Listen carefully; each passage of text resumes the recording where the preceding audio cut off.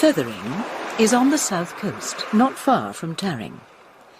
Though calling itself a village, it isn't what that word immediately brings to the minds of people nostalgic for an idealised, simpler England. Despite the presence of many components of a village, one church, one shop, one pub, one petrol station, and a whole bunch of people who reckon they're the squire, Feathering is in fact quite a large residential conurbation. The core is its high street, some of whose flint-faced cottages date back to the early 18th century. Outwards, during the last century and a half, have spread wave after wave of new developments. Set at the mouth of the Feather, the village boasts a cluster of seafront cafes and a small but tasteful amusements arcade. A sea wall abuts the Feathering Yacht Club. Only yacht club members, and some local fishermen who keep their blue-painted equipment boxes there, are allowed the precious keys which give access to this area. Feathering is its own little world of double-glazed windows and double-glazed minds. Carol Seddon had always planned to retire there. The cottage had been bought as a weekend retreat when she had both a job and a husband, and though she now had neither, she never regretted the investment. Carol had enjoyed working for the Home Office. Her civil service pension was at the generous end of adequate. The mortgage was paid off. She did not expect any changes in the rest of her life. She had had her steel-grey hair cut sensibly short, and protected her pale blue eyes with rimless glasses, which she hoped were insufficiently fashionable ever to look dated. She had acquired a sensible new Renault and a dog called Gulliver, who was as sensible as a Labrador is capable of being. If her clothes were older than those usually worn by a woman in her early 50s, they represented sensible planning for the future. And someone who wished to slip imperceptibly into old age could not have chosen a better environment than Feathering in which to complete the process. As she took her regular walk on the beach that Tuesday morning in early November, Carol's thoughts centred round the woman who, the previous day, had taken possession of the house next door. It was called Woodside Cottage, though there wasn't a wood in sight. But then Carol's own house was called High Tor, and it was a good 200 miles to the nearest one of those. She hadn't spoken to the newcomer yet. Her name was Jude. Carol's lips shaped the monosyllable with slight distaste. Jude had about it an over-casual air, a studied informality. Carol Seddon had never before had a friend called Jude, and she wasn't about to start now. She was shaken out of these sour thoughts by Gulliver's bark. The dog was down near the water's scummy edge, running round a bulky figure who was walking across the flat grey sand towards Carol. The figure was hunched against the wind into a shiny green anorak. Then, with an averted face, he, or she, deliberately changed course and broke into a lumbering, almost panicky run up the steep shingle towards the yacht club. Meanwhile, Gulliver had disappeared round the corner of a breakwater. Once again, he was barking furiously. Carol wondered what it would be this time. A crushed plastic bottle or a scrap of punctured beach ball could suddenly, to his eyes, be transformed into a major threat to world peace. But that morning it wasn't a bottle or a scrap of beach ball that had set Gulliver off. As Carol Seddon saw when she rounded the end of the breakwater, it was a dead body. He was maybe in his 50s, though his pallor made it difficult to tell. The flesh of his face, framed by matted greying hair and the sharp stubble of a 3-day beard, was bleached the pale beige of driftwood. His eyes were closed. His mouth, though, hung open. To the right of the bottom jaw a tooth was missing. It had been missing a long time. His clothes, jeans and a grey jumper, were soaked heavy. Laced round his upper body was an orange life jacket, stamped in faded black letters, property of Feathering Yacht Club. Any theory that the man had been the victim of a sailing accident was belied by the 2 wounds in his neck. Washed blood-free by the sea, they were thin, like the lines of a butcher's cleaver in dead meat, exposing the darker flesh beneath. Never for a moment did it occur to Carol Seddon that the man was not dead. She felt no urge to kneel by the body and feel for pulses. It wasn't just squeamishness. There was no point. Anyway, it was better to leave the corpse undisturbed for the police to examine. She started resolutely up the beach, Gulliver trotting maturely at her side. It was still only 7:30 when they got back to High Tor. Carol bathed the dog, splashing him down with a hose outside the back door. Well, she knew if she didn't, the house would smell of rotting seaweed for weeks. When the dog was clean and shining and snuffling into sleep by the Aga, it seemed natural for her to continue cleaning the kitchen. As a result, it was after 9 before she dialed 999 and asked for the police. In simple, unemotional sentences, she gave them the necessary information. She pinpointed the exact position of the body and gave her considered estimate as to how long it would be before the incoming tide reached the point. She gave her address and telephone number and was told that someone would be round to talk to her. She put the phone down and sat in an armchair. And then she heard the strange noise from outside. It was a rhythmic, dull thudding, something being hit repeatedly. Rising, she saw through the window her neighbour Jude in the adjacent front garden. Wearing her trademark long skirt and a bright yellow T-shirt, Jude was beating a slightly threadbare rug with a flat besom brush. Her large bosom and chubby arms shuddered with the effort. Momentarily, Jude turned and caught sight of her neighbour framed in the window. For Carol to have repressed a half-smile and little flap of her hand would have been the height of bad manners. Her minimal gesture was reciprocated by a huge wave and a cheery grin. Carol found her hand and face doing a little mime of, "I'll come out and say hello." "My name's Carol Seddon. Welcome to Feathering. If there's anything I can do to help out, please don't hesitate to tell me." "Thanks very much." Carol found her hand grasped and firmly shaken. "My name's Jude." "Yes." Carol awaited the gloss of a surname, but wasn't given one. "You'll find we're a friendly lot round here," she lied. Carol found the openness of Jude's dreamy brown eyes slightly disconcerting. "Anyway," she shook herself back on track, "better get on. Things to do." Jude grinned. "Me too. House is crammed full of boxes. God knows how long it'll take me to sort it all out. See you soon, then." "Yes," said Carol, turning in slight confusion back towards her front door. Inside the house, she berated herself for how little solid fact she'd got out of the conversation. She wasn't that interested, of course, but there were things one ought to know about a new neighbour.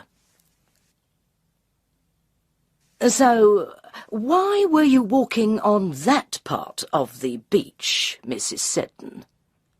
Carol didn't like Detective Inspector Brayfield's tone. She'd reported the body after all. If anything, she deserved congratulation. Certainly not this hint of suspicion in her interrogator's voice. Also, why were there 2 of them? Not just the inspector, but the uniformed WPC juster, who hadn't said much but was clearly taking everything in. Was there some new directive that the police always had to work in 2s, even for routine inquiries? "I always go for an early morning walk along the beach," said Carol. "I have a dog, and I always take my dog on the beach first thing." "First thing was rather early this morning, wasn't it, Mrs. Seddon? Can hardly have been light when you set off." "I woke early. It always takes me a bit of time to adjust when the clocks change." "I understand," said the inspector, who clearly didn't. "So why did you go to that particular part of the beach this morning?" "It wasn't a particular part of the beach. It was just where I happened to be walking." Exasperated by the scepticism in Detective Inspector Brayfield's eye, Carol went on, "There are only 2 directions in which you can go along the beach. Off Seaview Road, there's a path which goes down by the yacht club. At the end of that, you're on the beach, and you have the choice of turning left or turning right. Left, you go virtually straight into the sea wall. So this morning, like most mornings, I decided to turn right." She didn't mean to sound sarcastic, but knew that's how the words were coming out. "For any particular reason?" "No," Carol snapped, "for no particular reason."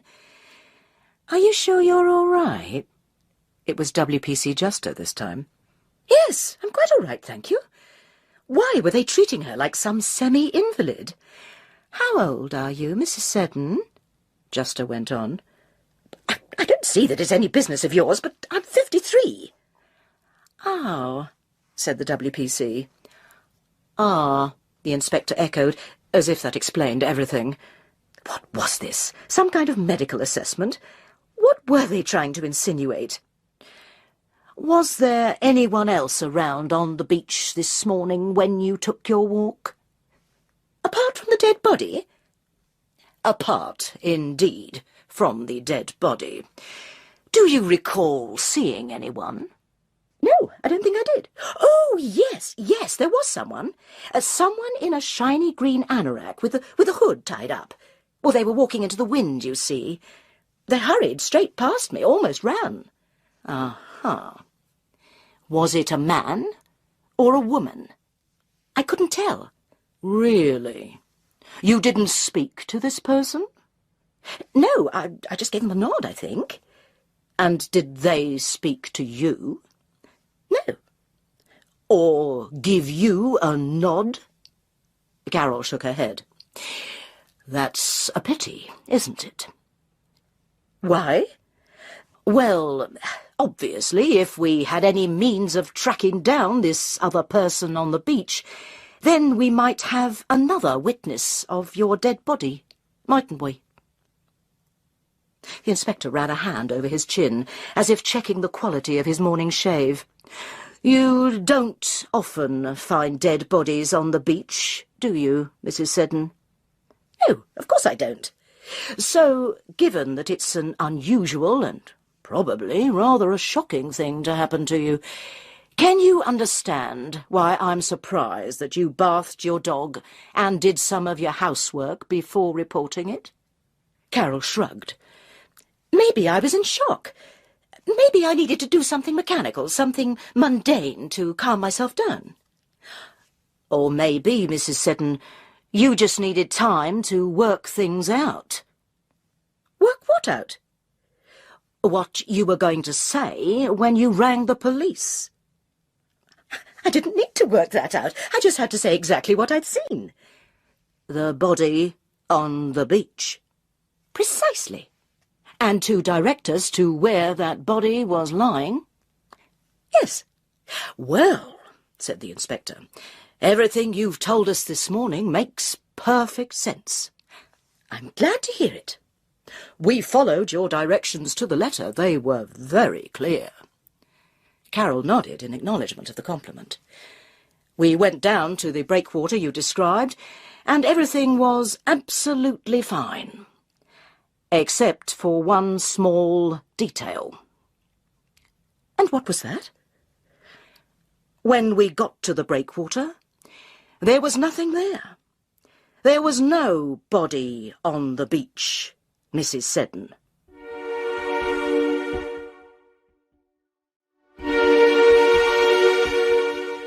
Carol Seddon felt upset after the police's departure. They had come to the house with an agenda. Their semaphore of little nods and eyelid flickers had been prearranged. Having arrived believing her to be an hysterical attention-seeker, nothing she could say was going to make them leave with any change in their attitude. That's what hurt, that they'd thought her anything less than sensible. There was no doubt that she had seen the body on the beach. Maybe the police had taken too long, arriving after the tide had come in far enough to move the body on. Maybe someone had moved it deliberately. Her thoughts were interrupted when the doorbell rang. She answered it, and was surprised to find herself confronted by a thin, haunted-looking woman she had never seen before. "Did you find a body on the beach this morning?" Now Carol knew why she had let the woman in. Something in her eyes had indicated that her visit was serious. "What makes you think I did?" "I know you did." The voice was uneducated South Coast, not from the more discriminating purlieus of Feathering. It was a woman with a beige raincoat and a Labrador. You fit the description. Whose description? Look, I know it was you, so we can cut out the bullshit. Carol Seddon appraised the woman in front of her. The face had about it a deadness, the texture and colour of papier-mâché. The hair was flat and dull like tobacco. Only the eyes were alive, burning with a desperate energy. "The police have been to see me this morning," said Carol evenly. "According to them, when they looked, there was no body on the beach." I'm not interested in the police. You and I know there was a body on the beach this morning, down at the end of the breakwater. "Were you watching me?" asked Carol. "Was it you who I saw walking away from the body?" I didn't go on the beach this morning. The woman dismissed these irrelevant details and hurried on to what really concerned her. Did you take something from the body? Something out of his jacket pocket? No, I certainly didn't. I didn't touch it. Are you sure? Of course I'm sure. There was no knife? Knife? I didn't see any knife. This answer seemed to provide a moment of reassurance. Eventually the woman asked, "Do you know where it went?" "The body? I've no idea." And after you'd seen it, did you see anyone else go near it? No. As I've told you, I went straight home and rang the police. 'Cause if you're lying, and I find out you snitched to anyone about what you've seen, there'll be trouble. There was a new sly menace in the woman's voice, and as she spoke, she reached inside her quilted anorak and pulled out a gun. Carol was too affronted to feel any fear. "Put that thing away," she ordered. "What on earth do you think you're doing? This is feathering, not Miami Beach." The woman waved the gun threateningly. "So, tell me what you did see." "I didn't see anything other than what I told you about." The gun was still pointing straight at her, and a new dangerous focus had come into the woman's eyes when the front doorbell rang. The woman hissed, "Don't answer it." "But everyone knows I'm here. If I don't answer it, they'll get suspicious and call the police." The barrel wavered while the woman weighed this up. Then she relented. "See who it is. Don't invite them in, though." Carol went to open the front door. In the cone of light spreading from the overhead lamp stood Jude. Her blonde hair was covered by a floppy hat, and she appeared to be wearing some kind of poncho. "Carol, hi. I wondered whether you'd fancy going down to the Crown and Anchor for a drink." Before Carol had time to reply, there was the clatter of a door behind her. Carol rushed back to find her sitting room empty. The sound of the back door slamming shut drew her through to the kitchen. That, too, was empty. From his position at the foot of the Aga, Gulliver looked up blearily. A real help he was. She moved to the window and peered into the darkness. There was no sign of the woman, but the gate at the end of the garden flapped open. Carol turned back to see Jude framed in the kitchen doorway. "So what about a drink?" Jude asked casually. To her surprise, Carol found her lips forming the words, Yes, what a good idea." Carol hadn't been in the Crown and Anchor since the new management took over nearly 3 years ago. Ted Crisp had arrived with a reputation, and since his arrival in the village it had been amplified by local gossip.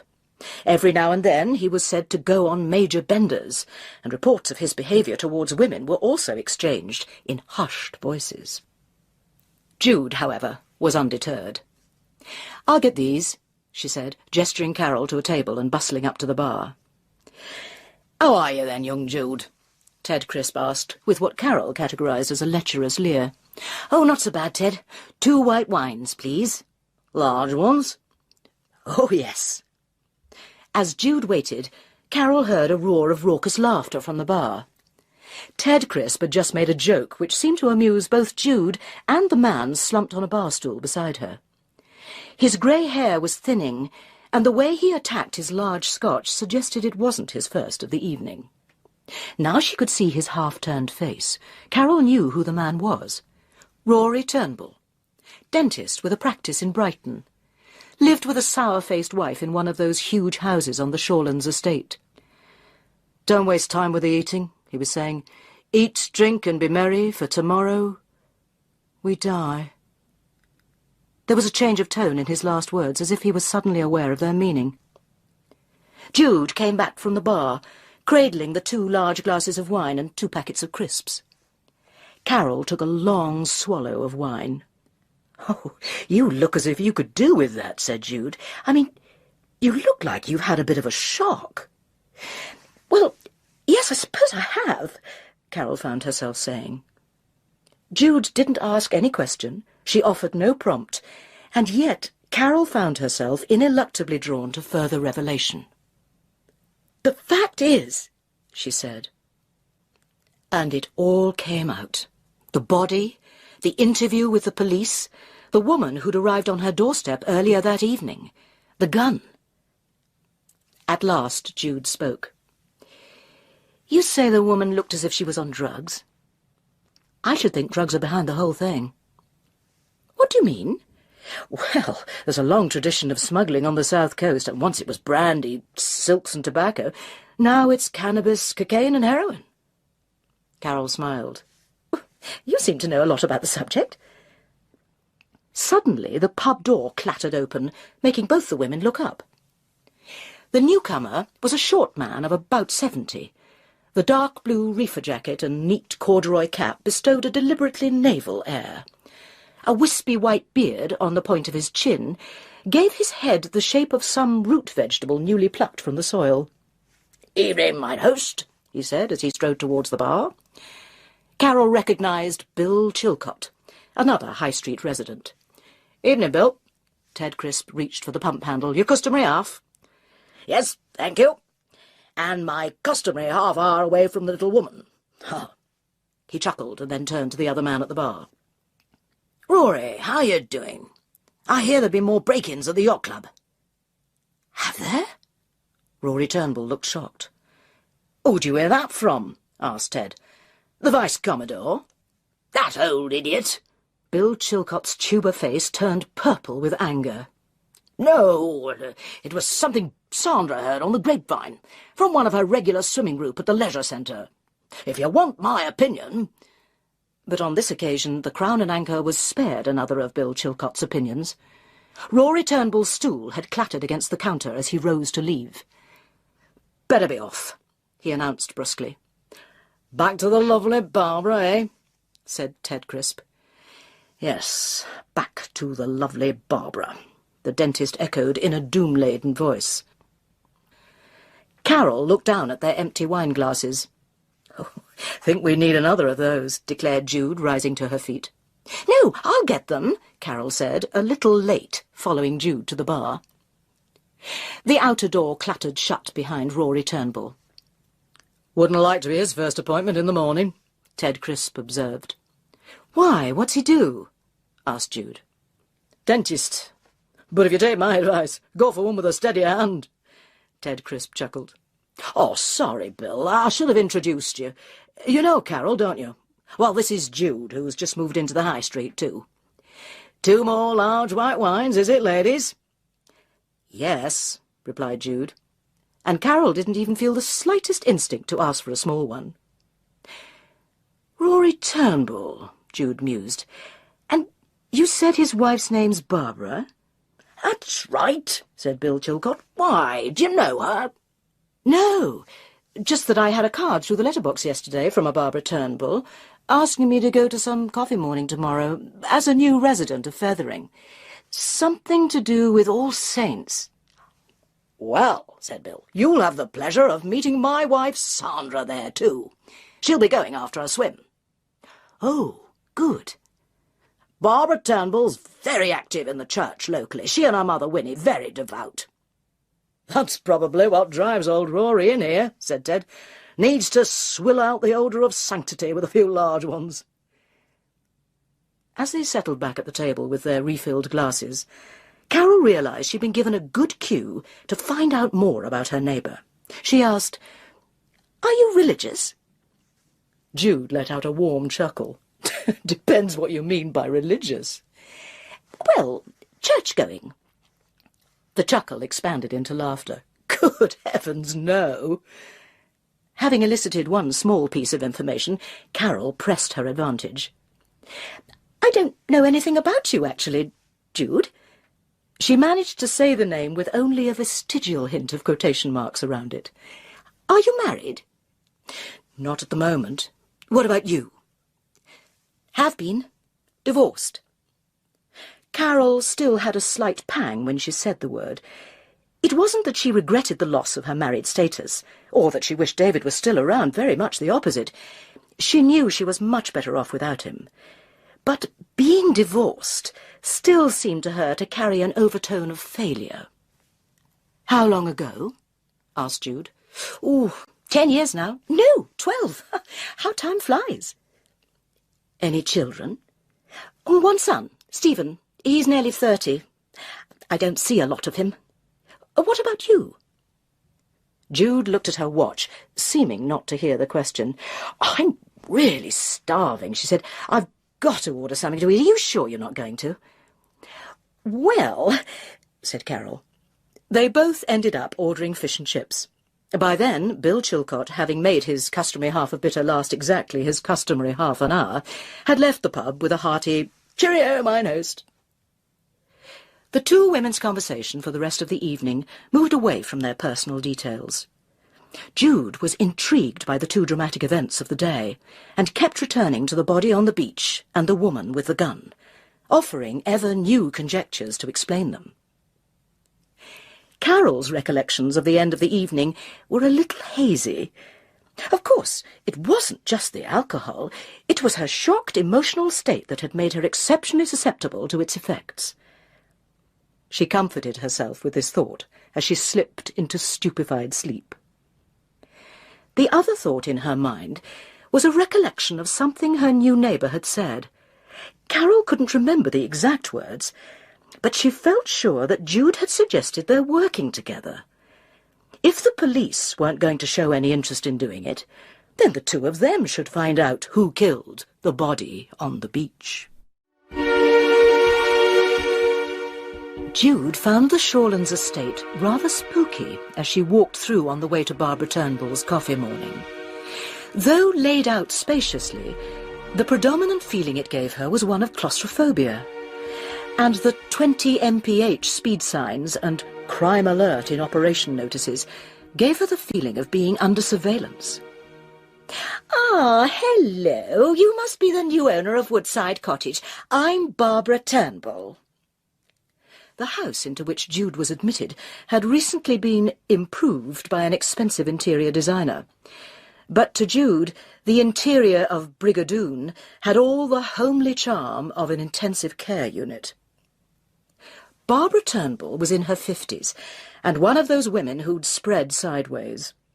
Her hair, dyed a copper beech colour, had recently been cut short. She wore a broad green skirt and little matching waistcoat over a blouse with an ivy design. There were a lot of rings on her hands. In the large sitting room, she introduced Jude to about a dozen women, whose average age was well over 60. "And this is my mother, Winnie Norton. Why don't you sit and have a chat, Jude, while I get you some coffee?" Winnie Norton wore a tweed suit whose predominant colour was turquoise. There were even more rings on her hands than on her daughter's, but they hung loosely on the thin talons. "So, how do you like feathering?" she asked. "Seems fine, so far," said Jude. "Have you lived here long, Mrs. Norton?" "All my life in the area, yes."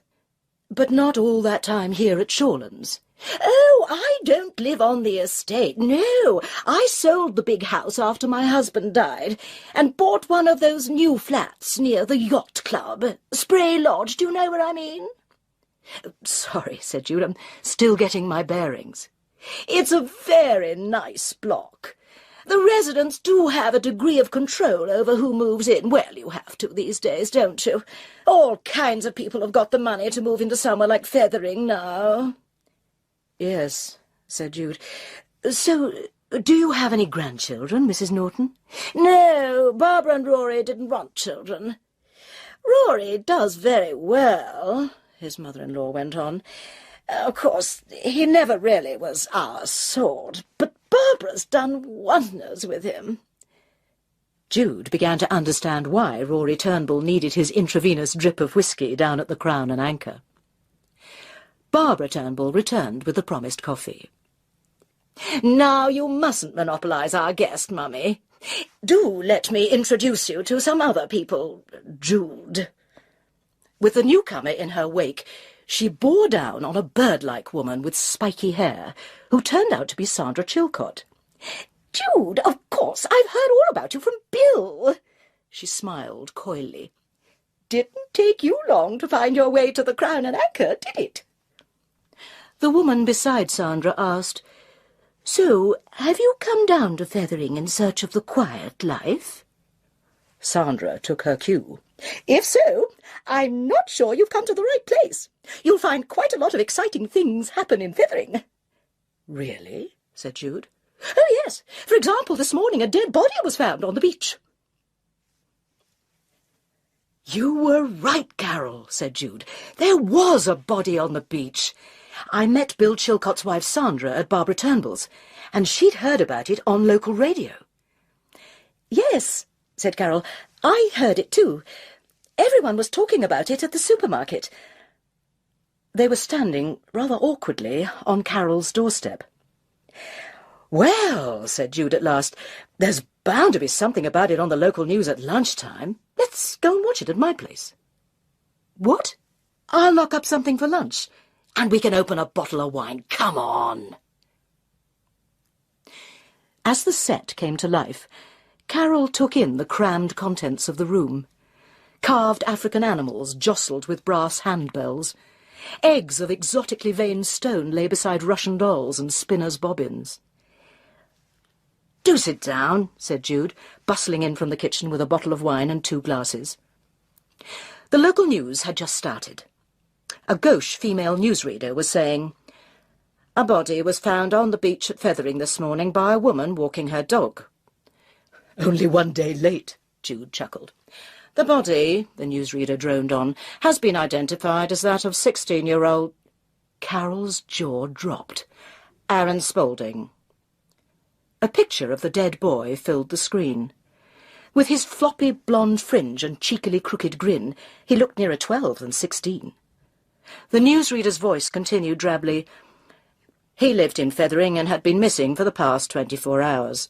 The cause of death has not yet been established, but the police have not ruled out foul play." The 2 women looked at one another in amazement. "But it was a middle-aged man, the body I saw. No way could it have been mistaken for a teenager." "It wasn't mistaken for a teenager," Jude said firmly. "Obviously, there have been 2 bodies on the beach." "You don't think there's any connection between them, do you?"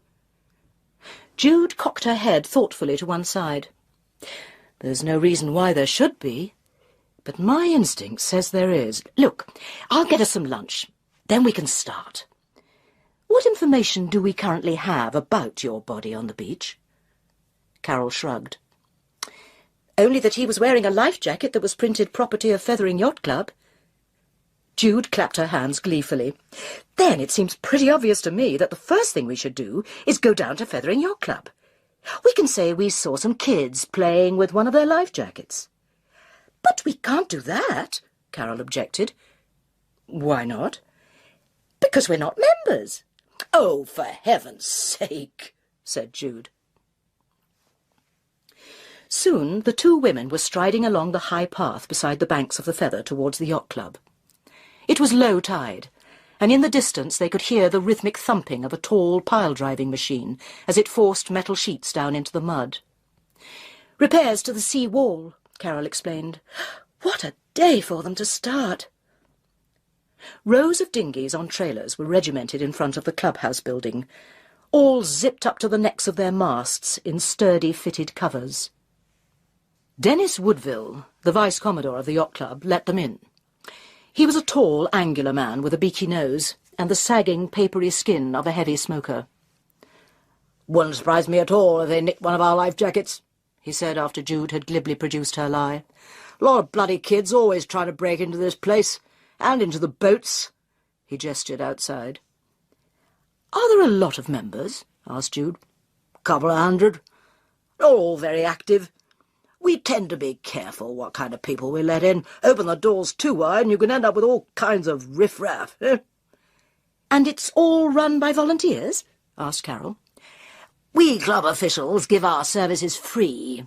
Obviously, expenses taken when required by the treasurer, and so on. That's Rory Turnbull, dentist chap. He's got problems at the moment. Club accounts don't tally, I'm afraid. It's a bloody accountant's cock-up.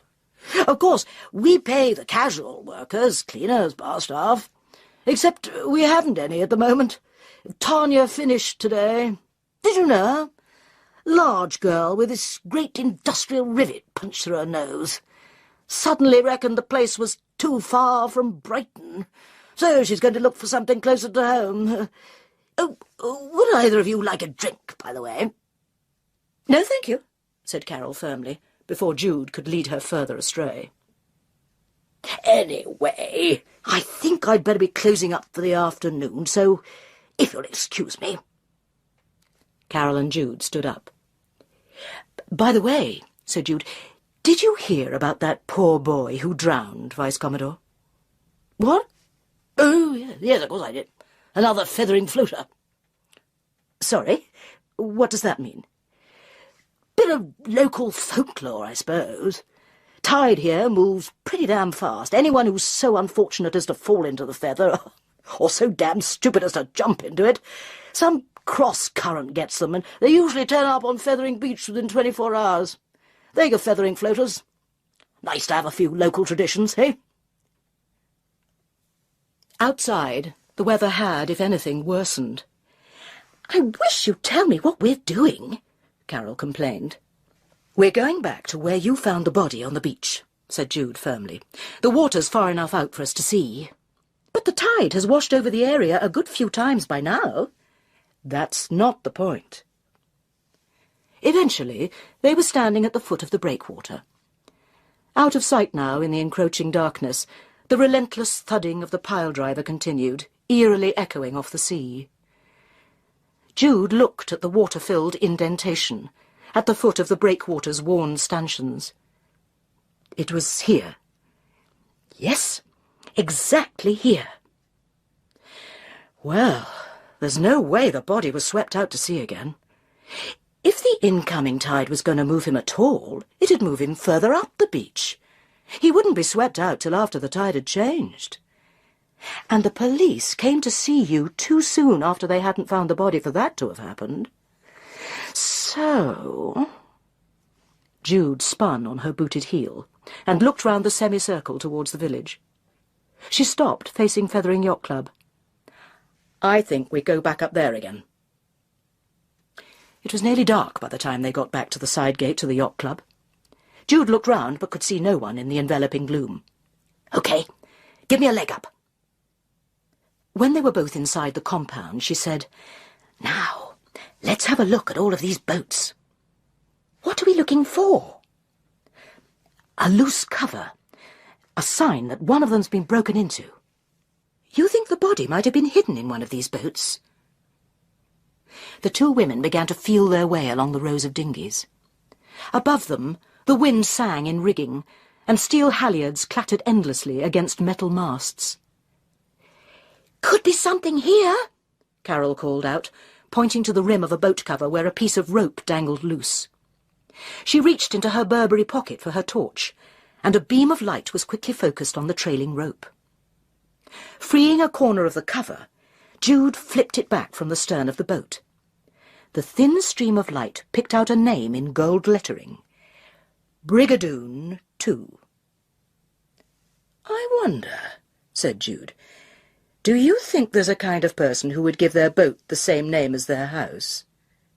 "Oh, come on, let's get the rest of this cover off and have a look inside."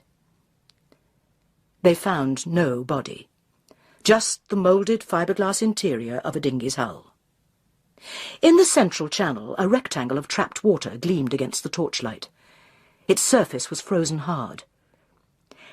"Let's just check if there's anything under that water," said Carol. With surprising ease, Jude hoisted herself over the side and into the dinghy. With a gloved fist, she hammered through the ice and reached down into the fetid water. "Look at this," she said triumphantly. It was a large, robust Stanley knife, clicked in the open position. The torchlight gleamed on the shiny triangle of its blade. "Wonder how long that's been there."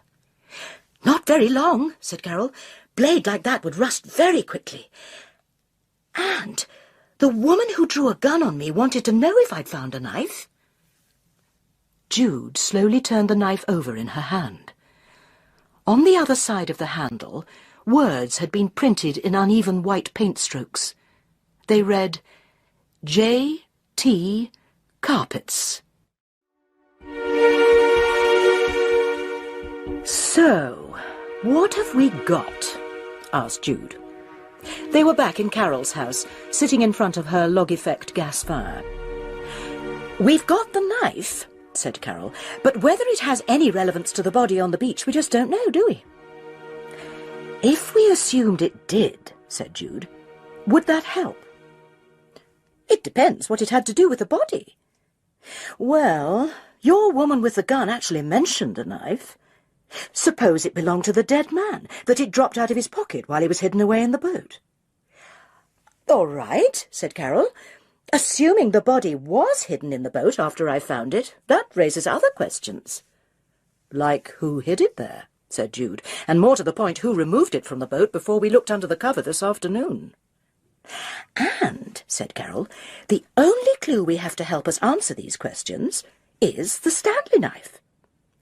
"Which might have belonged to the dead man, or to whoever left the body there." "Or might have belonged to anyone else in the world," Carol couldn't help saying. Jude's brows wrinkled, and she twirled a tendril of blonde hair thoughtfully between finger and thumb. "I suppose, in fact, the most likely person to have dropped the knife is the boat's owner." "Who might be Rory Turnbull," said Carol, "assuming we go along with the theory that he would give the same name to his boat as his house. Easy enough to ask our friend, the Vice-Commodore." Jude dragged herself back to reality. "Alternatively, I haven't registered with a dentist down here yet. Now I've met Barbara Turnbull and her mother, I'd like to know more about Rory." "All right," said Carol briskly. "Meanwhile, I'll find out about J.T. Carpets. Start with the Yellow Pages, then see where I go from there." When Jude got back to Woodside Cottage, she dialed a local number. "Oh, Barbara, it's Jude, from the Coffee Morning. I just wanted to thank you again for going to all that trouble." "Yes, well, we like to make an effort," said Barbara Turnbull's voice. "In fact, I've only just finished clearing up. Maggie, my lady who does, didn't come in today, won't be in tomorrow either, some problem with her son. It's so thoughtless. I told her in no uncertain terms she couldn't assume that the job at Brigadoon would stay open forever." Jude sympathised, and then ventured, "Oh, one thing, Barbara, I'm not registered with a dentist down here, and I wondered whether—" "Rory isn't taking any new National Health patients." "No, I just wondered if you could give me the number of his practice." It was still office hours, so Jude rang the Brighton surgery number she'd been given. Once it had been established that she was prepared to pay for her treatment, the woman at the surgery said they had a cancellation for the following morning. "And that's Mr. Turnbull I'll be seeing?" "Possibly." The voice was cagey. "Or it may be one of the partners. We tend to allocate new patients according to who's free." The first bit of Carol's research also went smoothly. J.T. Carpets were listed in the Yellow Pages with an address not far away. She rang the number. "Hello, my name's Mrs. Seddon, and I'm ringing because I found something which I believe is your property." What's that, then?" "It's a knife, a Stanley knife. It says J.T. Carpets on it." "Well, then, there's a strong chance it does belong to J.T. Carpets." The girl's voice was poised just the right side of insolence. "Did one of our fitters leave it in your house?" "No, I found it on the beach. I just thought you might want it back." "Not that bothered," said the girl. "I mean, it's only a Stanley knife. Not like it's the only one in the building. But if you're passing the office, drop it in by all means. But none of your staff has reported the knife missing? Oh, come on. If they've lost company property, they're hardly likely to go shouting to the boss about it, are they? And since it is now after 5:30, I'll say thank you very much for calling and goodbye. The phone was put down with some vigour. Carol was left with the feeling that she had a lot to learn about being a detective. When Jude arrived at the smart dental reception area, she was told that she'd be seen by a Mr. Frobisher. The man, who eventually welcomed her into his surgery, was about 40 and fit-looking, with an unreconstructed Australian accent. "Sorry about the delay. We're having an inspection by the RDO. That's the regional dental officer. Routine stuff, but they always manage to disrupt the whole place." "I was put onto this practice by Barbara Turnbull," said Jude, as she was settled into the chair and floated into a prone position. "Ah, yes?" said Mr. Frobisher, without much interest. "So I thought I might be seen by Mr. Turnbull. The three of us in the practice tend to share out new patients. I hope that's all right with you." "Yes, absolutely fine. So is Mr. Turnbull in today?" "No, he isn't, as it happens." Mr. Frobisher sat astride his mobile stool and focused the overhead light on her face. For the next few minutes, his probing around her mouth made further conversation impossible. He called out a few notes to the dental nurse, who clicked them on a keyboard. And he gave her little opportunity for further conversation when the examination was concluded. "Good, no serious problems. Couple of places where your gums are looking a bit red, though. Make an appointment to see one of our hygienists on your way out, will you?" On the coastline train that rattled through an unbelievable number of small stations on its way back to Feathering, Jude tried to comfort herself with the fact that there was nothing wrong with her teeth. But the predominant feeling in her mind was one she shared with Carol, that she had a lot to learn about being a detective. The Crown and Anchor was on the way back from Feathering Station, and the thought of grabbing a bite to eat there was appealing. Jude was no sooner settled at the bar with a glass of white wine and a baguette than there was a clatter from the front door.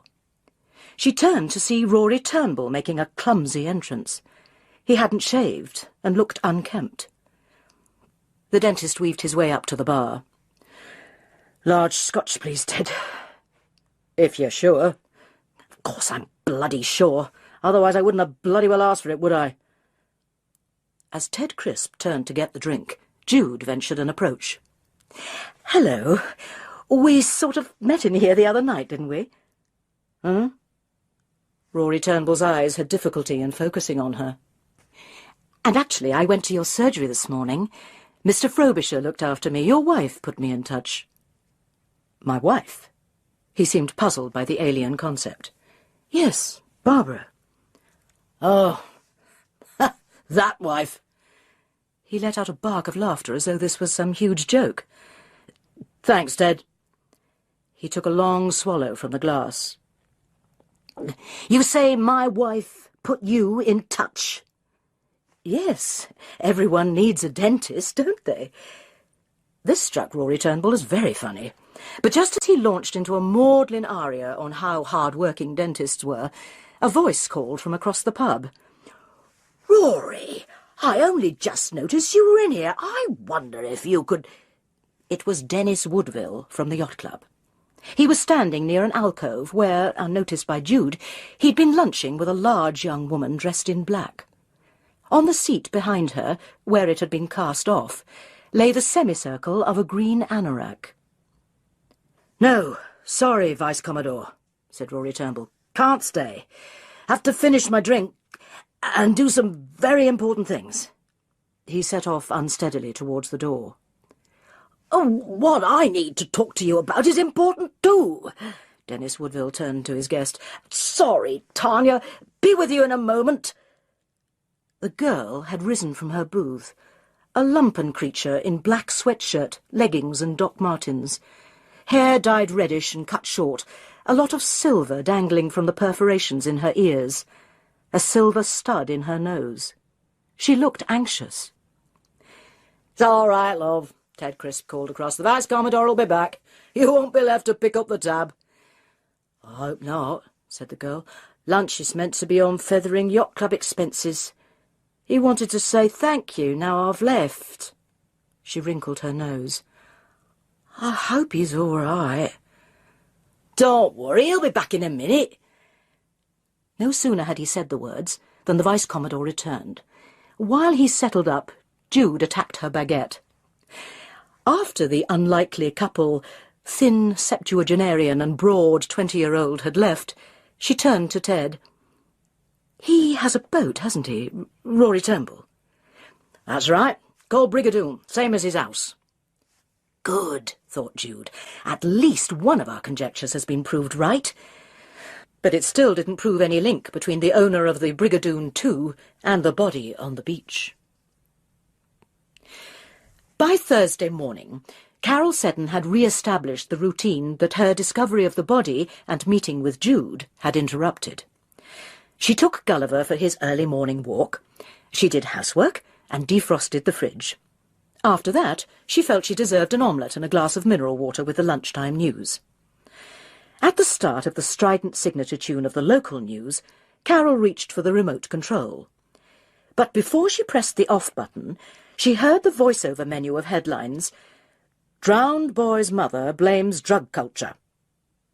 Carol's finger froze. A newsreader appeared in shot. The mother of teenager Aaron Spaulding today blamed the ready accessibility of drugs on the South Coast for her son's death. A woman's distraught face filled the screen. Aaron was a good boy. Then he got mixed up with a crowd who was doing lots of drugs, and I'm sure that's what caused his death. Her mouth wobbled as the tears took over. But it wasn't what was said that kept Carol frozen in her chair. It was the fact that she'd seen the woman before, in that very sitting room, holding a gun. Any thoughts of trying to give up being a detective evaporated as if they'd never been there. Now there was something positive to link the two fatalities. Carol rushed out, not even bothering to lock the front door, and hurried up the garden path of Woodside Cottage. When the bell prompted no response, she hammered on the dark wooden door. But there was no one in. Returning to her own house, she left a message on Jude's answering machine, asking her to phone back as soon as possible. Then she sat waiting in an agony of frustration. She was still there, deep in thought, when there came a furious ringing at her doorbell. Jude was back from the Crown and Anchor. "That woman," said Jude, "we've got to talk to her." "But, Jude, she'll be in a terrible state. She's only recently lost her son. She's also only recently threatened you with a gun. Come on, we've got to get to the bottom of what happened, haven't we? The dead boy is called Aaron Spaulding, so let's assume she's a Spaulding too. Do we have a first name for her?" Carol screwed up her pale blue eyes. "There was a caption up over the interview. Yes, Teresa." "Though, presumably," said Jude, grabbing the Worthing area telephone directory, "the entry would be in her husband's name." "If she's got a husband, you never know these days." There were 10 Spauldings, none with the initial T. None had anyone of that name on the premises. Then Carol had an idea. "Local paper. Comes out today." The front page of the Feathering Observer was dominated by the headline, "Tragedy of Drowned Teenager." Beside it, the boyish school photograph of Aaron Spaulding appeared again. "Look," said Jude, "there's the address. Mrs. Teresa Spaulding of Drake Crescent, Feathering. Where's that?" "Up on the Downside Estate, I think," said Carol. "So, when do we go and try to talk to her?" "No time like the present," said Jude brightly. "How do we get there?" "In my car, unless you want to go in yours." "Haven't got one," Jude grinned. "Never felt the need."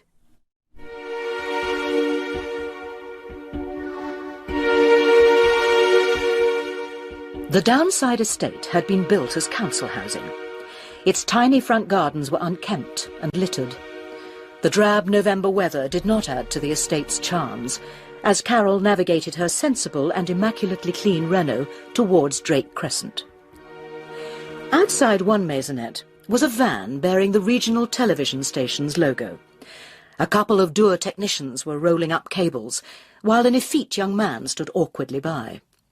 Carol parked the car, and Jude jumped out. As she started up the short path that led to Teresa Spaulding's front door, the young man said, "I'm not sure she wants to talk to anyone else at the moment. Unless, of course, you're social workers." "That's right," Jude replied breezily as she pressed the doorbell. It was a moment or two before the front door was half opened. The woman was undoubtedly the one who'd come to Carol's house. Her darting eyes were raw with weeping. "What do you want? I don't want to talk to no one." "We may be able to help you find out how Aaron died," said Jude. "My boy's dead. That's all that matters to me. I don't want to talk about it." Carol stepped forward. "Then perhaps you do want to talk about why you drew a gun on me." Reluctantly, the crack of the door widened. "You'd better come in, then." Teresa Spaulding gestured to a couple of broken-down chairs, stubbed out the remains of a cigarette, and with trembling hands shook another out of a packet. She remained standing while she lit the new one. "Mrs. Spaulding," Jude began, "I understand—" It's not Mrs. But if you think that means I didn't bring up Aaron right—" "We're not saying that. Look, Teresa, can I call you Teresa? I'm Jude, and my friend's called Carol. We're desperately sorry about what happened to Aaron." "Why? What business is it of yours?" "None," Carol responded, "if you hadn't come to my house and threatened me with a gun." "Oh, you needn't have worried," said Teresa Spaulding. "It wasn't a real gun, just a thing Aaron bought." The good cop and the bad cop exchanged glances. "What really interests me," said Carol, "is that you mentioned the body I'd found on the beach that morning. Did Aaron tell you about that?" "Aaron didn't have anything to do with that bloke dying. Aaron was a good boy." The words unleashed a flood of tears. Jude rose and put an arm around her, led the woman to sit down. "Cry," she murmured. "It's good. You need to cry." Carol picked up again. "You were particularly concerned about something in the dead man's pocket. What was it?" "I don't know, but it was something with Aaron's name on it. They all had to put their name on it. It was part of the test. I was afraid the police would find it." "Who's they?" asked Jude softly. "The other lads, the ones he was with when they found the body." "At the yacht club?" Teresa nodded. "Aaron got in about 4 that morning, crying like a kid. Oh, they'd been drinking. Then they broke into the yacht club. It wasn't Aaron's idea. It was the others. And they broke into one boat and found this man's body. He was definitely dead before they found him. I don't know what they did to it, or what they put in his pockets, but it was some kind of test. Anyway, it ended up with them chucking the body over the sea wall into the feather. Aaron was in a bad way. Kept saying the undead body would come after him. I tried to calm him and put him to bed. In the morning I found he'd gone. That was the last time I saw my boy. Oh, that's why I came round your place with a gun. I had to stop anyone who knew anything about the body talking to the police. But Aaron didn't come back. It was the drugs. He was convinced this undead body was going to come after him. So he must have jumped into the feather at high tide. And that was the end." "What about his friends?" said Jude. "The ones he was with?" "Friends?" Teresa Spaulding spat out the word. "There's a bunch that gets together. Could have been any of them. But there's one I'm sure was involved. Older boy. Aaron worshipped him. I'm sure it was him who got Aaron into drugs. Name's Dylan, a tall, thin lad with short bleached hair.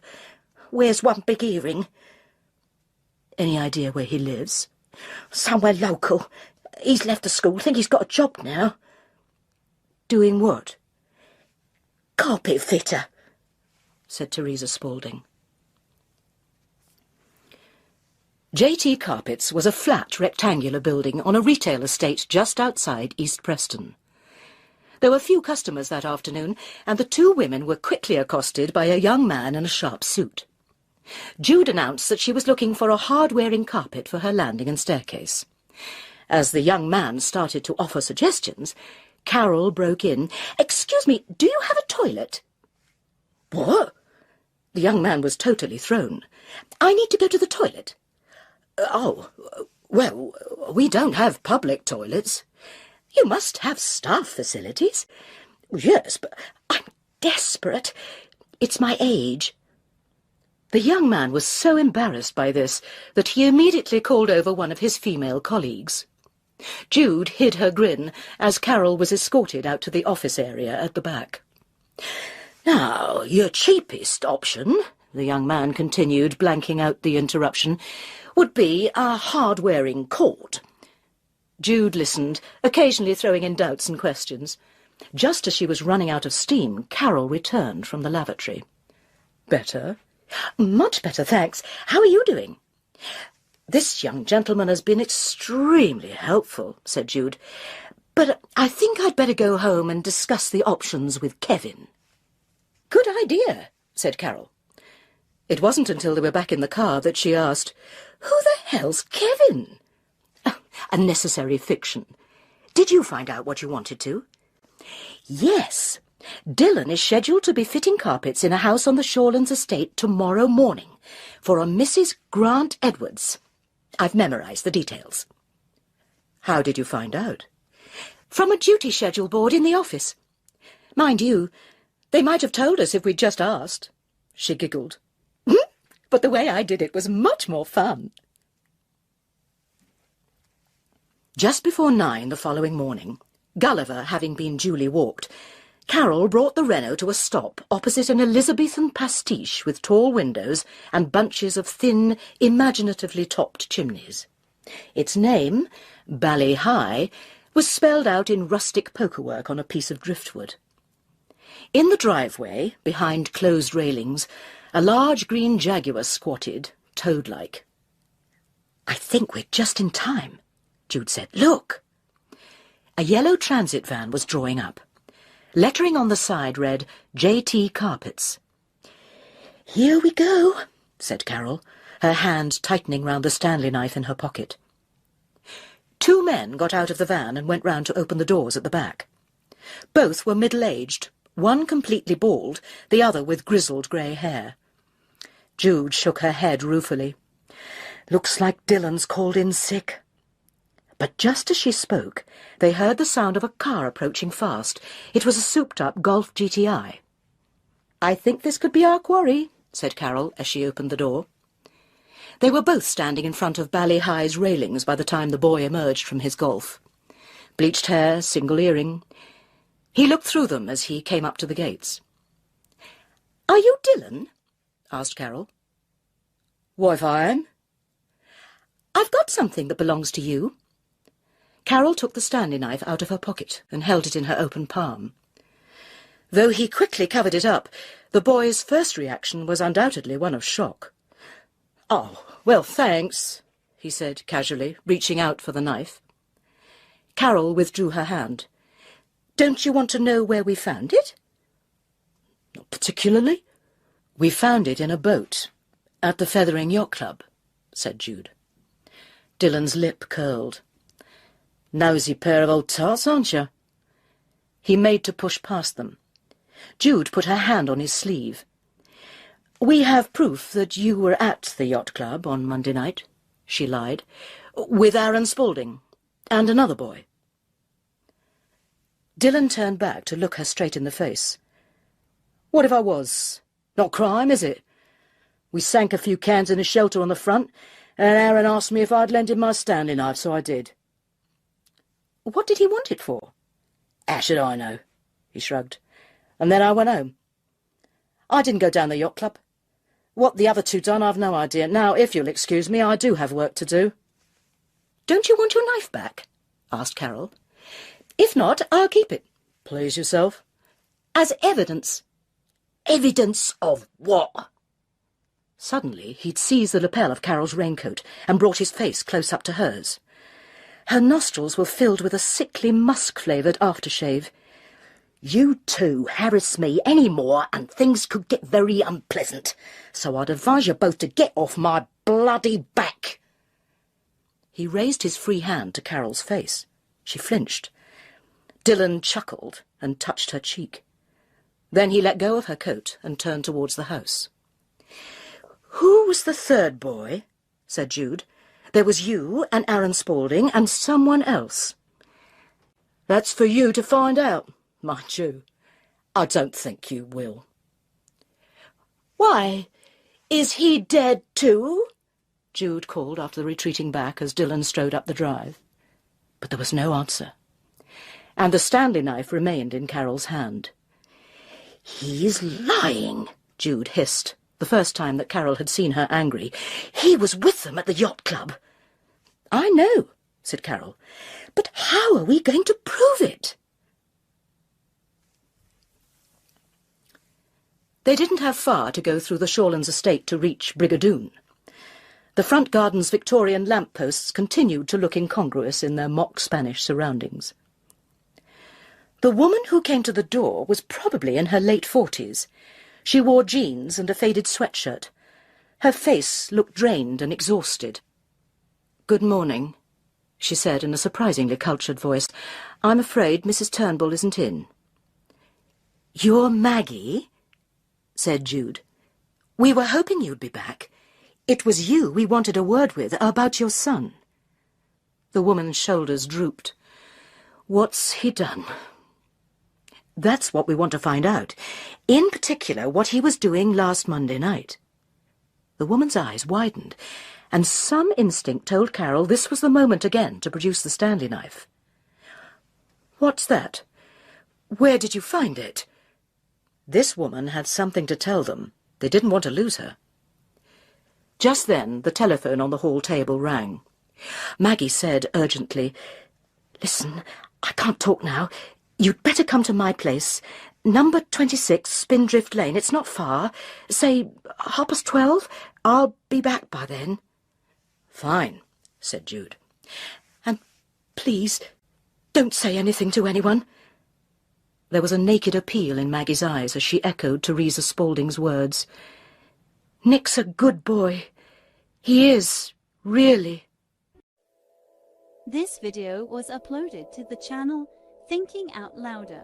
Please like, comment and subscribe to the Thinking Out Louder channel. Thank you.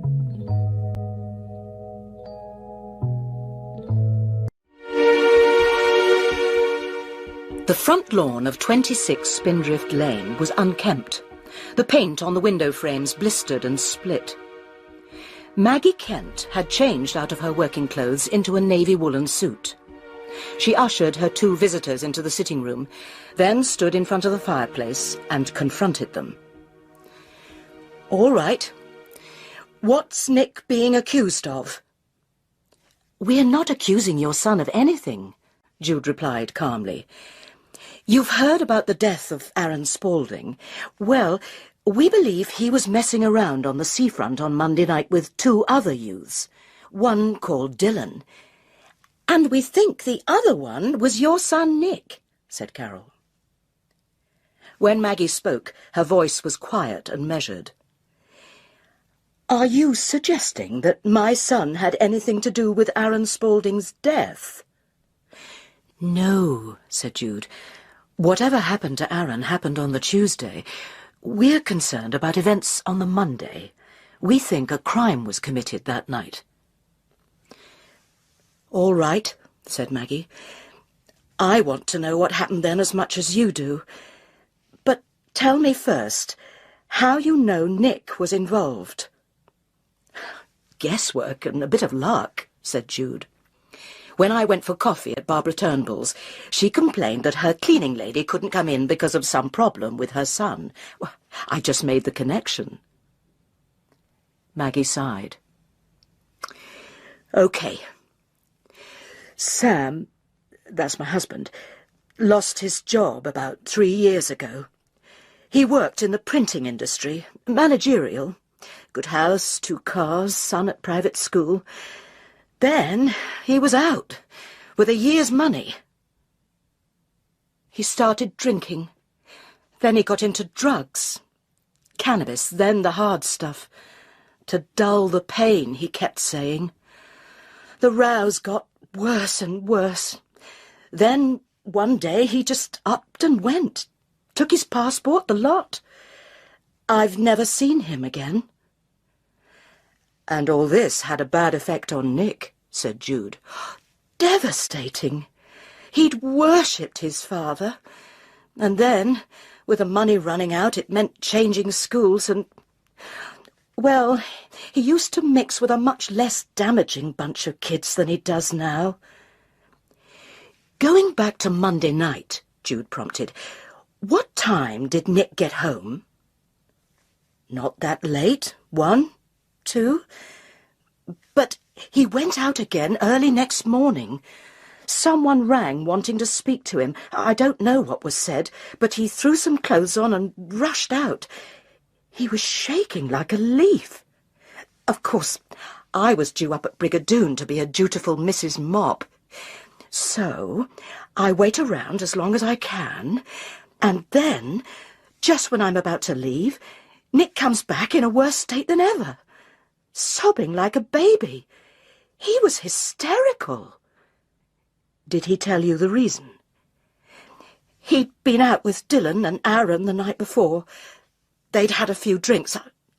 I think they did some drugs, too. And apparently they got talking about black magic. Oh, some gobbledygook. Then they broke into the yacht club. Just for a lark, he said. What about that Stanley knife I showed you this morning? He mentioned Dylan had his knife with him.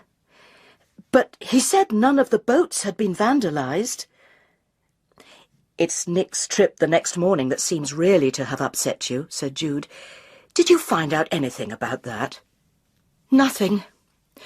When he came in, he was in such a terrible state of shock.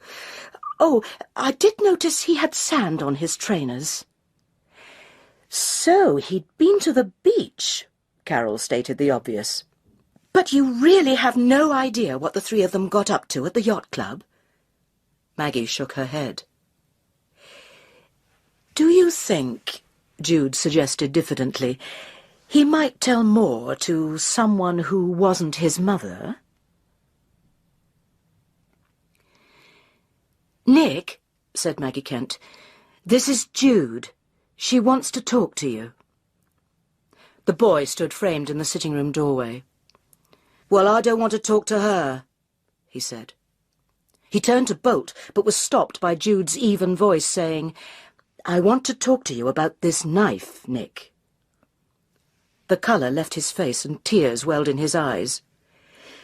Is she from the police? No, said Maggie. Where did you get that? In the bottom of a boat at Feathering Yacht Club. A boat called Brigadoon 2. I think you'd better tell me about it. There was a long silence. Then Maggie said, I'll go and put the kettle on. Give me a call when I can come in again. The door shut behind her. How much do you know? Asked Nick. What you told your mother. And a little bit more. I know you were with Dylan and Aaron Spaulding on Monday night. I know you had some beers, probably some drugs, too. It was only cannabis. Dylan had it with him. He said we were goody-goodies, scared of breaking the law. And you proved him wrong by breaking into the yacht club and choosing a boat at random, and Dylan got out his knife and cut through the rope holding down the cover. But what you didn't tell your mother was what you found in the boat. There's no reason why I should tell you either, said the boy defiantly. I agree, though I could still take the Stanley knife to the police. That doesn't prove anything. No, Jude agreed softly, not until they find the body. The boy looked shaken. How do you know about the body? Jude heaved a mental sigh of relief. He'd fallen for it, conceded that there had been a body in the boat. We were horrified when we found it. The moon was full that night. We could only see this outline. But we knew he was dead. And then Dylan. He's into the occult, you know, black magic, the undead. And he said if Aaron and I wanted to show we were really hard, cutting a dead man's flesh under a full moon, it would make us strong. Then, if we wrote our names in blood and left them on the man's body, we'd have special powers. And you believed him? Dylan kept saying we were cowards, and then he took the knife and made a cut in the man's neck. Then Aaron took the knife and made a cut. And did you, Nick? The boy shuddered and shook his head. What about writing the names in blood? Aaron did that. He wrote his name and put it in the dead man's pocket. And Dylan? Oh, he said he didn't need to because he was the leader. Anger seethed within Jude. The older boy had egged on the others, but he wasn't going to incriminate himself. He'd allow the gullible Aaron Spaulding to do so, though, and no doubt build up the boy's natural paranoia with garish tales of the undead. He was probably directly responsible for Aaron's suicide. And what happened then, Nick? Then we suddenly panicked at what we'd done. We didn't want to leave any signs, any evidence, so we took the body and we... And you threw it over the sea wall into the Feather. How do you know all this? Sobbed the boy. Then you all went your separate ways, but Aaron rang next morning to say he'd found the body washed up by the tide. Yes. At last there was corroboration for what Carol had seen on the Tuesday morning. Aaron said the undead body was coming back to haunt him. So I went down the beach and met him. We thought if we put the body back in the boat, nobody'd ever know we'd been there. Well, behaviour of that kind, concluded Carol, sitting back on her bar stool in disgust, is all too typical of the youth of today. I'm not excusing the boy's behaviour, said Jude calmly. I'm just saying, from the pain in his eyes, he'd hurt himself by what he'd done much more than he'd hurt anyone else. Now, let me get you another drink. The pub door clattered behind them, and they turned to see an agitated Dennis Woodville approaching the bar. Evening, Vice Commodore. Oh, hello, ladies. Is Ted in? He asked the barmaid.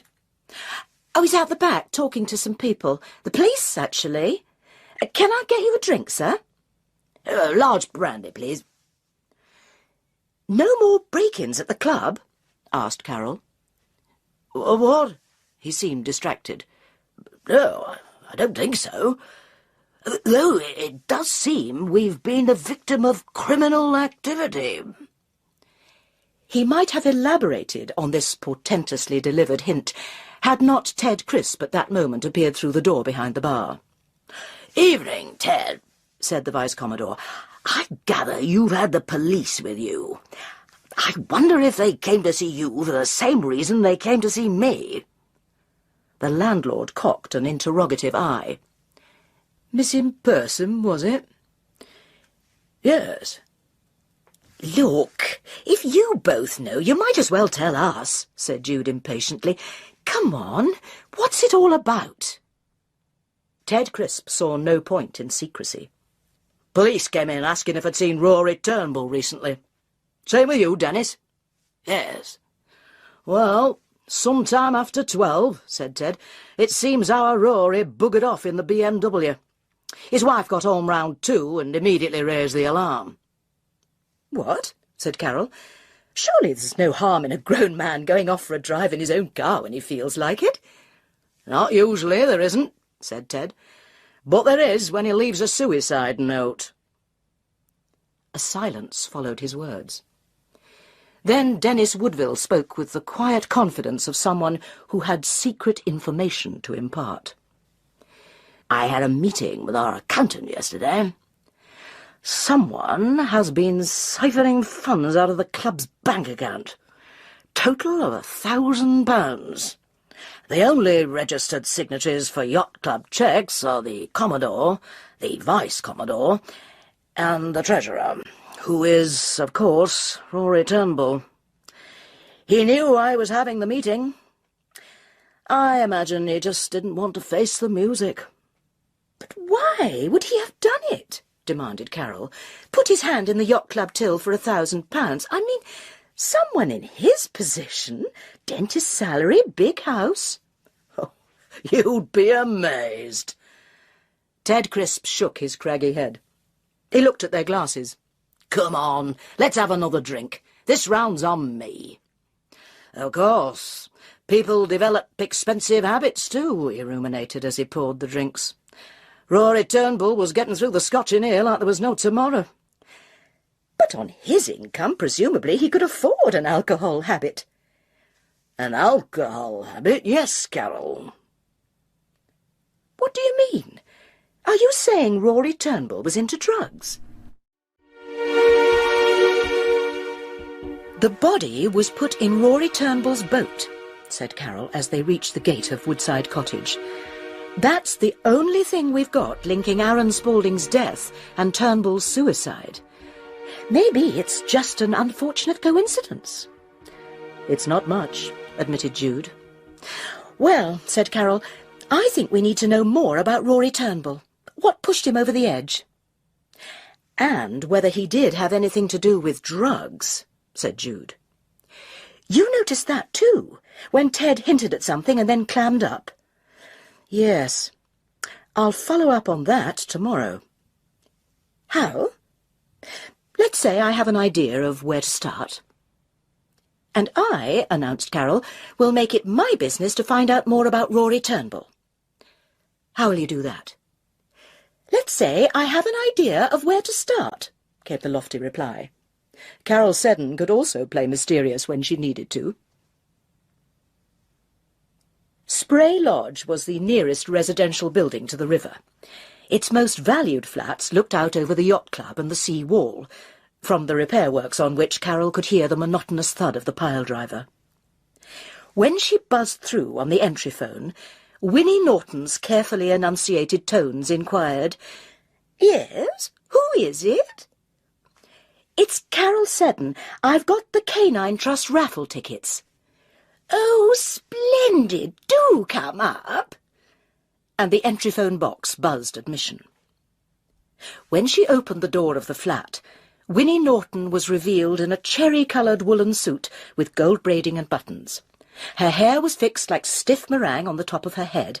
With her spare hand, she held the yapping Churchill to her chest.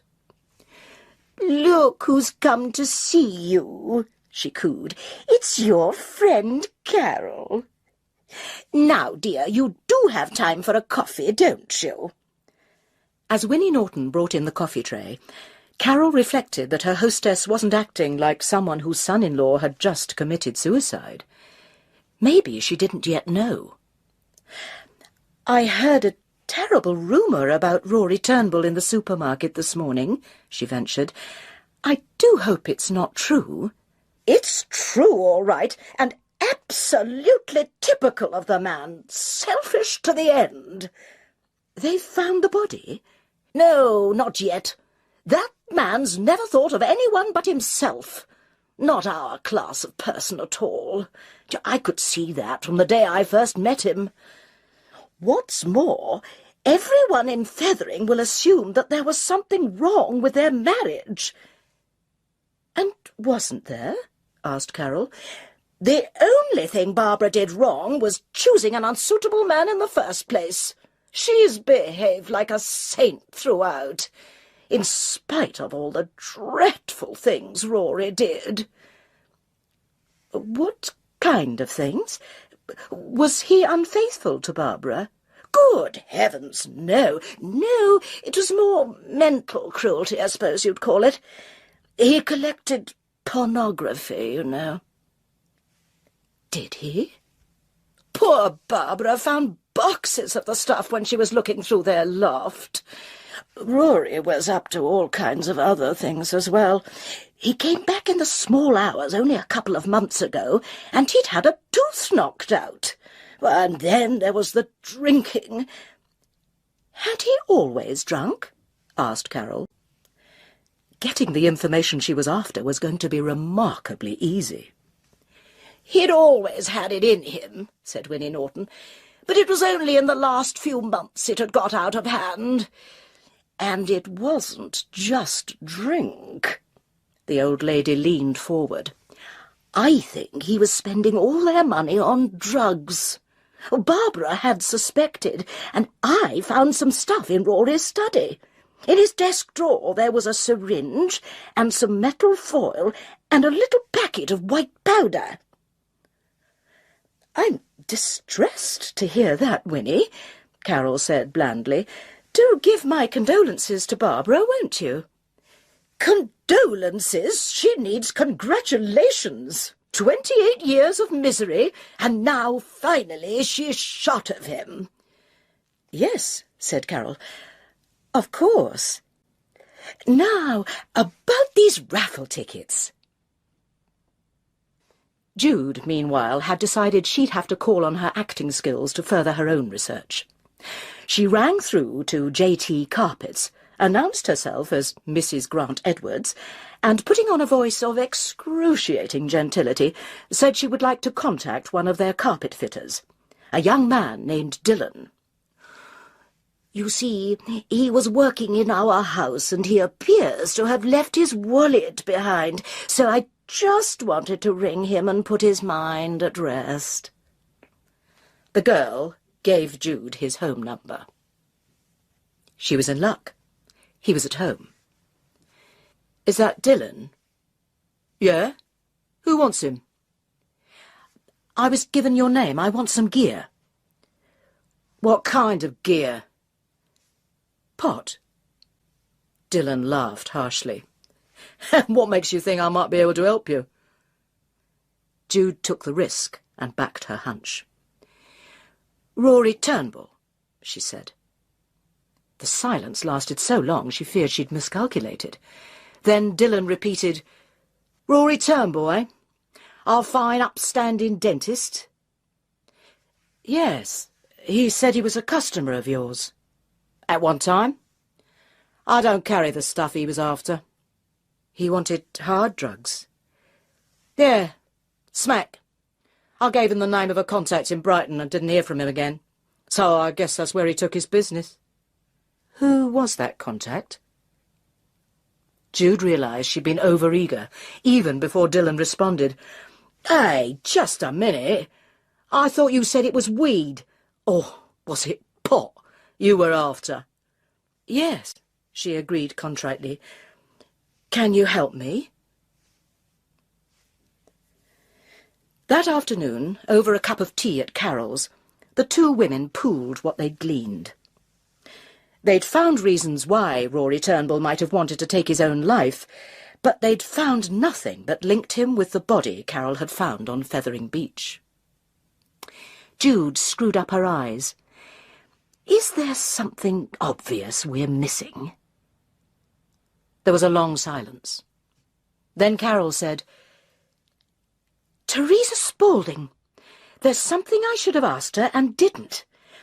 Why did she come here? How did she know I'd found the body? She wasn't there, so she must have talked to someone who saw me. But who? They drove straight up to Downside in the Renault. A bunch of kids were loitering in Drake Crescent outside Teresa Spaulding's front door. They watched in silence as Carol repeatedly rang the bell. Only when she banged on the door did one of the kids shout out, She's not here, they've taken her away. Who's taken her away? They all seemed keen to pitch in with information. An ambulance come. They took her where the crazy people go. She totally lost it. She's in the nut house. The loony bin. Carol and Jude exchanged rueful looks. They went back to the car and drove off to a burst of derisive laughter. The Saturday evening and the Sunday compounded their frustration. Both kept contemplating calling round next door to discuss their investigation further, but both knew there was nothing else to say. So Carol watched Saturday evening television, and on Sunday took Gulliver out for longer walks than usual. Next door, Jude unpacked some books and stacked them upright in old wine crates in her bedroom. She did her yoga. She too realised nothing could happen until Rory Turnbull's suicide was confirmed to have taken place. At the Brighton dental surgery on Monday morning, Jude was directed to a different waiting room for her appointment with the hygienist. The plate on the door read Holly Draper.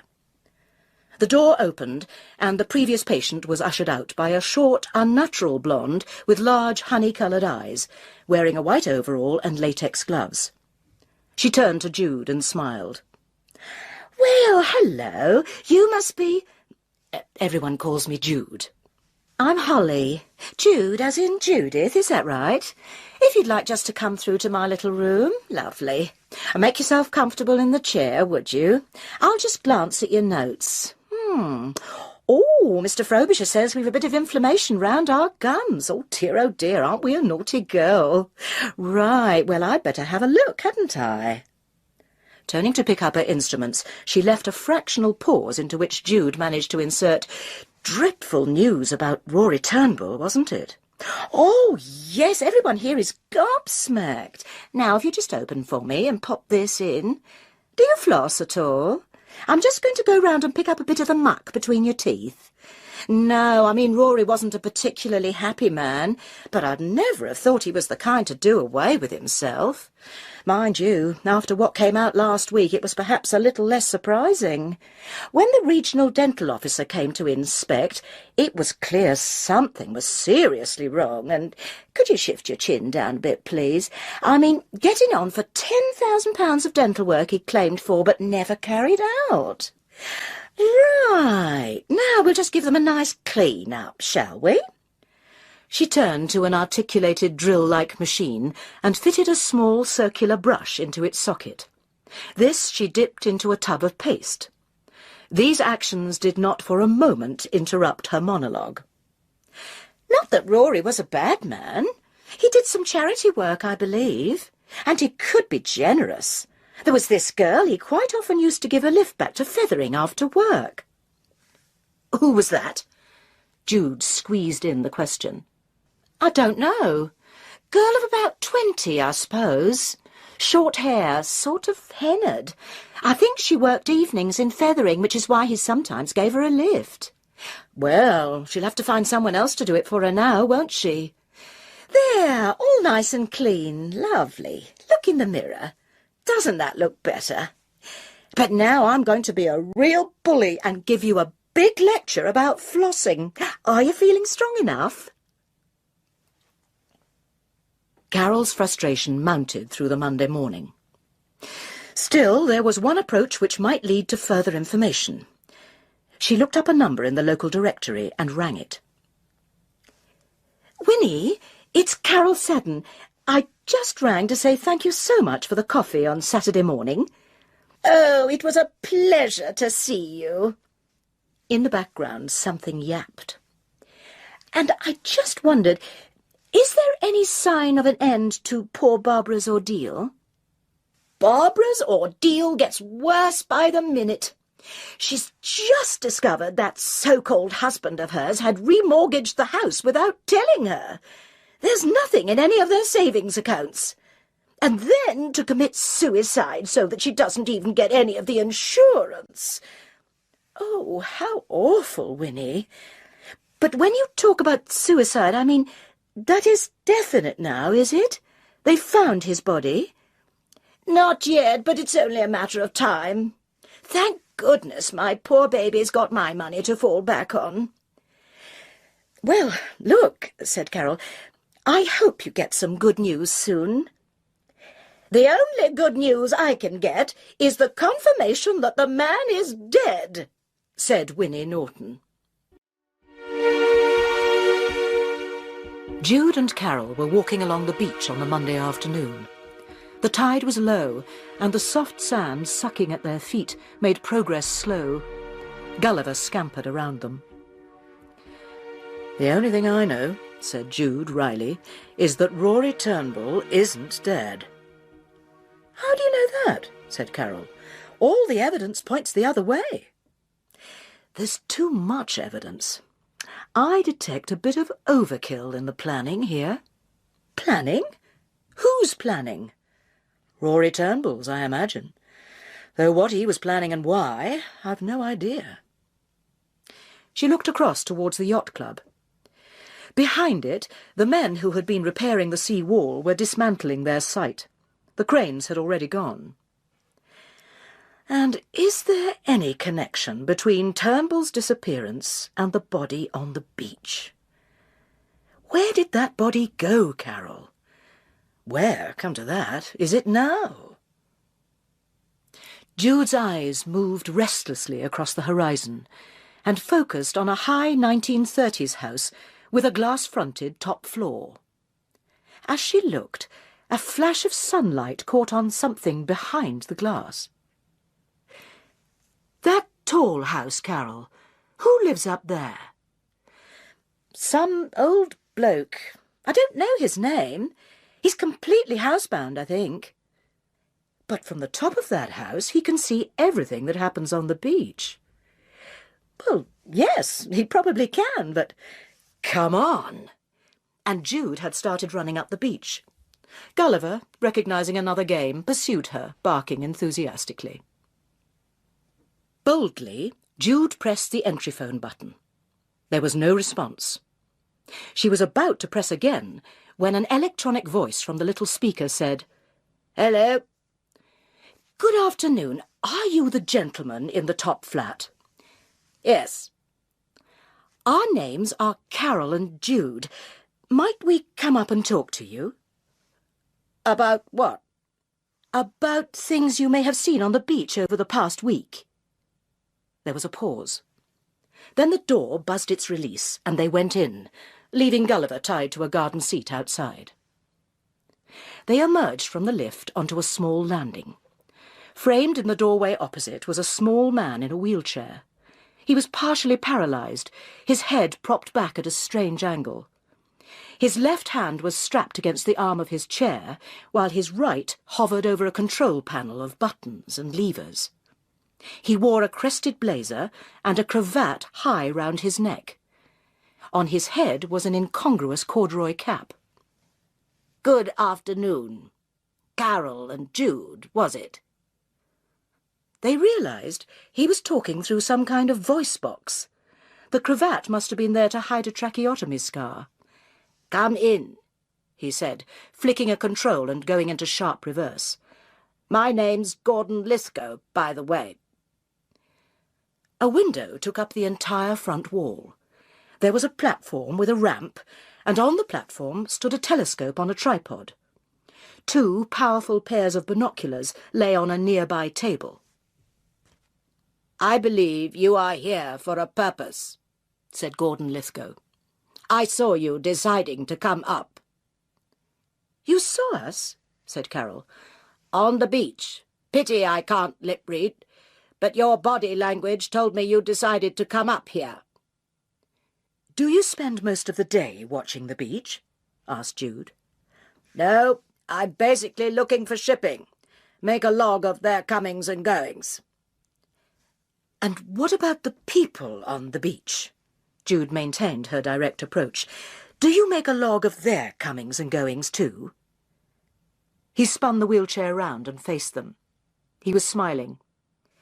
"I assume what you're interested in is the dead body which you, Carol, is it, found on the beach on Tuesday morning." Carol felt uncomfortable to know she'd been observed so closely. "What we want to know is what happened to the body after I found it around 7. He spun round and selected a ledger from a pile on a shelf. He flicked through the book with his good hand. 7:02.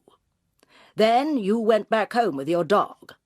At 7:06, a boy climbed over the railings of the yacht club and raised the cover of one of the boats. He then ran out and along the sea wall, looking down into the Feather. Then he ran down onto the beach and found the body at 7:21. He ran off, then came back with another boy. They manhandled the body up the beach, over the railings into the yacht club, and put it back in the boat, the same boat the first boy had looked in. Then they ran off. At 10:12, the police arrived, looked along the beach, not very hard, and left. "But what happened to the body after that?" asked Jude. That's all I can offer you. Great telescope, but it doesn't have night sights. "So," Carol sighed despondently, "it looks as though the body was removed on the Tuesday night under cover of darkness. Where would you put a body, Mr. Lithgow? Into another boat?" There was a scrape of electronic laughter. Come and have a look. The telescope was trained on the top of the sea wall, where the repairs had been taking place. Revealed were the 2 blue-painted low chests used by the local fishermen to store their bait and equipment. Bit big, said Gordon Lithgow, but otherwise the right shape for a coffin, isn't it? "Jude, have a look." "And of course," said Carol thoughtfully, "if whoever it was put the body in there just as a temporary measure and didn't know what was about to happen, their plans would have been really screwed up by the builders coming in." "Yes." Jude rose from the telescope. "They would, wouldn't they?" "We'd better go, Mr. Lithgow," said Carol, "but I really can't thank you enough." Any visitor is a welcome diversion. There are some people who come to see me occasionally, but— "Teresa Spaulding," said Jude suddenly. "Teresa Spaulding used to come and see you, didn't she?" She did, yes. "And you mentioned the body on the beach to her, and described Carol, which explains why she came to your house, Carol, but there's something we're forgetting. The person you saw on the beach before you found the body." "Ah," said Gordon Lithgow, "I wondered if you'd ask about that. That'd be the one who saw the body at 6:57, wearing a shiny green anorak." "Yes. Who was he?" "Wasn't a he. It was a she. Young girl. It was hardly light, but she was running from the direction of the yacht club. Seemed in a panic until she found the body." "What did she look like?" asked Jude. "Couldn't see the colour of her hair. She had her anorak hood done up tight. Large young woman, though. And I could see one thing. She had a silver stud in her nose." They set out back towards the high street. "We've got to talk to Tanya," said Jude. "She's not the only young woman in the world with a silver nose stud." "No, but she's the only one who has a connection with Feathering Yacht Club. If only we could also find a connection between her and Rory Turnbull." "Well, he was treasurer of the club, so she must have met him there." "Yes," said Jude. "Have we got anything else, though?" "What about the girl your dental hygienist mentioned?" "Of course! If she lived in Brighton and was doing an evening shift at the club bar, the timing would be right for Rory to give her the occasional lift to work when he'd finished at the surgery." "Then we definitely need to talk to Tanya," said Carol. "Before we go into the exhumation business?" "Yes, and for that I think we need help." The Vice-Commodore was in, though on his home territory he seemed less assured than in the surroundings of the yacht club. The house's interior was distinctly shabby. In the air, as well as stale Gauloise smoke, hovered the sickly smell of rotting fruit. The squalor of the room brought home to Jude the emptiness of the old man's life. "I'm sorry, it's a bit of a tip," he barked with an attempt at bluffness. Moving aside an ashtray and a couple of smeared beer mugs from a dresser, he rifled through a pile of dusty newspapers and unopened letters. He had shown no surprise at being asked for Tanya's number, and no curiosity as to why it might be wanted. "Oh, damn, doesn't seem to be here. But I've got the number down at the club. Due to open up there soon anyway, if you wouldn't mind coming along with me." There was a little knot of elderly cronies already waiting for Dennis Woodville to unlock the clubhouse. Inside the barroom, with the light switched on, he whispered to Jude, "Have to get their drinks sorted out first, or I'll never hear the end of it. Can I get you a little something?" Jude refused, anxious to get away. Eventually, everyone was supplied with a drink, but as the Vice-Commodore turned to a neat address book by the telephone, he noticed the message light flashing on the answering machine. "Better check this. Might be the Coast Guard," he said importantly. The message wasn't from the Coast Guard. It was the voice of a bored young woman. "Vice-Commodore, it's Tanya, calling on Monday afternoon. First, thanks for the lunch last week. And the other thing is, could you let me know whether those repairs on the sea wall have been finished yet? I was thinking of coming for a walk to Feathering, and I didn't want to if the building's still going on, you know. Could you call me on—" Jude scribbled the number down on the back of an envelope. "And could I have her address, please?" "Very odd," said the Vice-Commodore as he pushed the address book across. "What on earth does the girl want to know about the sea wall for?" "Have you talked to Ted Crisp?"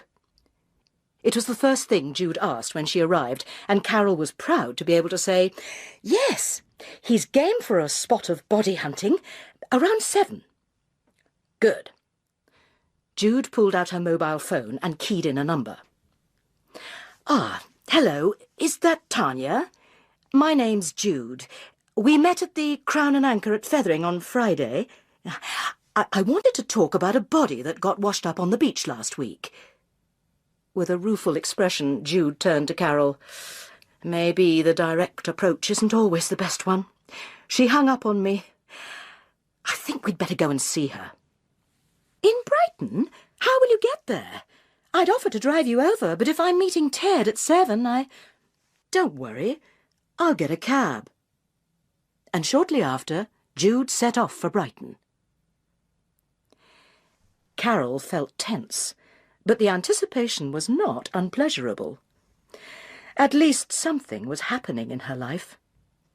When the phone rang at 6:25, she felt a little pang of potential disappointment. It would be Ted Crisp calling off their 7 o'clock tryst. It wasn't. "Carol, it's me, Jude. I just got to Brighton and paid off the cab when my mobile rang. It was Maggie Kent. Nick's gone missing."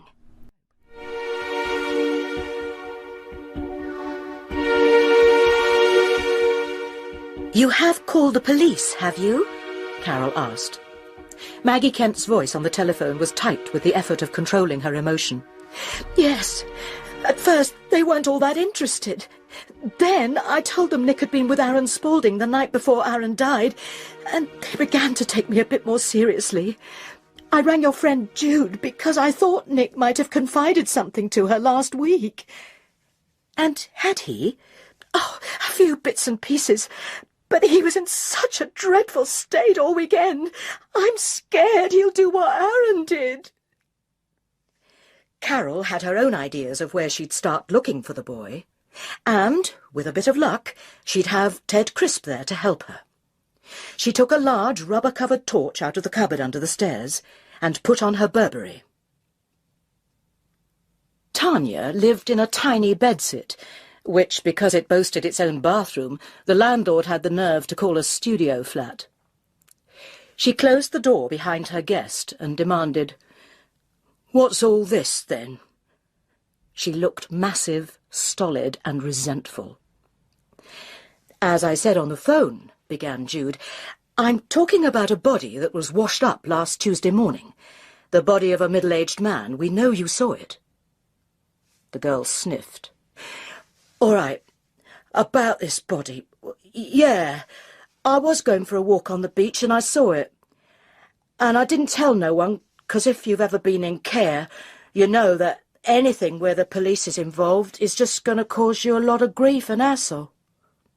"And did you see anyone else on the beach that morning?" "No. Oh, yeah. There was some old girl taking her dog for a walk." "I see," said Jude. "Going back to the body, had you seen the man before, either dead or alive?" "Bloody hell, no. As far as I'm concerned, he's just some poor bugger who fell off a boat or something. Why? Do you know who he was?" Carol looked at her watch and saw to her irritation that it was already 7:10. There was no sign of Ted Crisp at the entrance to the yacht club where they'd agreed to meet. She sensed she had to act urgently. She lifted the latch on the gate into the forecourt. The sea was a long way down the beach, its rustling muted. Carol trembled a little as she approached the boat. Then she heard the noise, a low keening, like that of some small injured animal, and it came from inside Brigadoon 2. Carol held her torch at the ready. At the moment she flipped back the boat's cover, she pressed the on button. Blearily frozen in its beam was Nick Kent's face. Tears coursed down his cheeks, and he lay curled in a fetal position against the fiberglass hull. "Nick," said Carol gently. The boy squinted into the light. "Who are you?" he sobbed. "My name's Carol. I'm a friend of Jude. Your mother's been terribly worried. She really wants to see you, Nick." "No, I can't see her, not after what I've done." "All I know is you need to go home," said Carol. She stretched out her hand over the transom of the boat. Slowly the boy rose and put his icy hand in hers. As he stepped onto the back of the boat, she braced herself to take the strain. Suddenly he shook his hand free and landed facing away from her. He hit the ground running and weaved his way through the rows of boats towards the Feather. "Help!" shouted Carol up towards the club room. She dropped her torch and ran as fast as she could, but Nick Kent was faster. By the time she reached the railings, he was already standing on the sea wall. She heard behind her a clatter of feet and men shouting as she called out, "It's all right, Nick! Everything's all right!" But the hue and cry she feared had started. One of the yacht club members had found a powerful spotlight, which he focused on the trembling boy. That was the final straw. The boy recoiled, then turned away, and, trailing a thin scream, disappeared over the sea wall into the Feather. Carol reached the sea wall ahead of the others. The Feather was at low tide, and Nick had landed in the mud, the impetus of his jump planting him up to his thighs in the ooze. The level of the water was rising fast. There was a gleaming new ladder against the sea wall. Though encumbered by her raincoat, Carol took a foothold on the top rung and swung herself down. The ladder stopped about a yard above the mud. She undid the belt of her Burberry, slid it out of the loops, and tried to flip it across the void. The buckle landed right by Nick's hand, but he didn't even try to take hold of it. The metal ladder boomed and shook as someone came down to join her. "We can get this rope to him," said an elderly male voice. She squinted upwards. "You'll have to lasso it round him. He's not cooperating." "Damn it," said the voice. "I'll get some duckboards." The tide was now sending ever stronger waves against the outflow of the Feather, and, with each hissing onrush, the water level crept closer to the stranded boy. Carol slipped out of her precious Burberry and flipped it out towards him. "Nick," she called, "grab hold of my coat." "For God's sake, Nick! Is this really how you want to die? I don't care how it happens, so long as I die, came the petulant reply. But, Nick, what would your father think? Don't talk about my father, he shrieked. He'll never come back. He's gone for good. At that moment, a rogue wave broke noisily behind him, and he suddenly grabbed hold of the hem of her Burberry. The shock of his weight almost wrenched Carol's arm from its socket. OK, we're coming with the duckboards, a self-important voice announced from the top of the sea wall. Easy does it. Oh, bugger. For Christ's sake, bawled Carol. Throw down our lifebelt, you stupid old fools!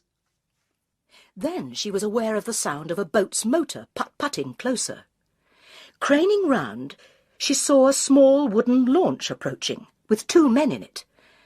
The boy's head was now only intermittently visible between the waves.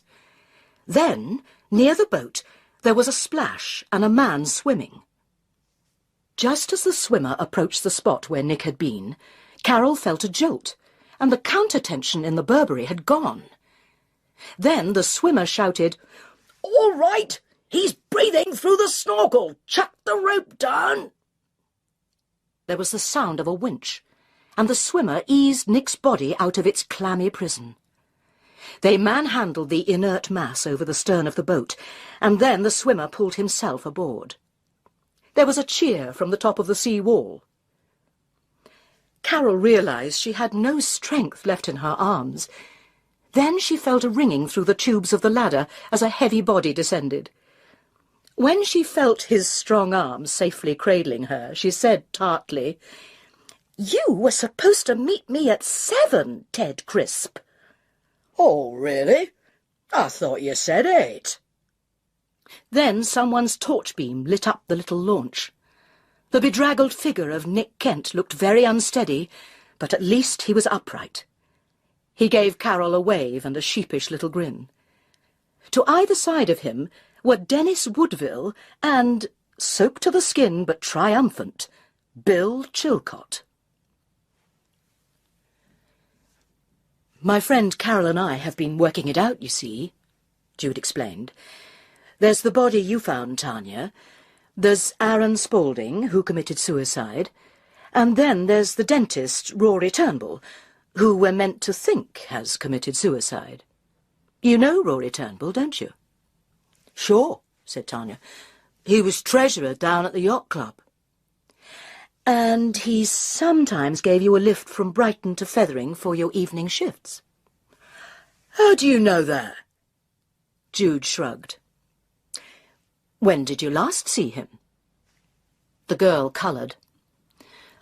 I finished working at the yacht club Friday before last. Round then, I suppose. And you haven't seen him since? No. Anyway, he's gone missing, hasn't he? Petulantly, the girl kicked at the carpet with one black-booted foot. What's all this about? Is there something you definitely know about this body I saw on the beach? There are 2 things I definitely know, said Jude.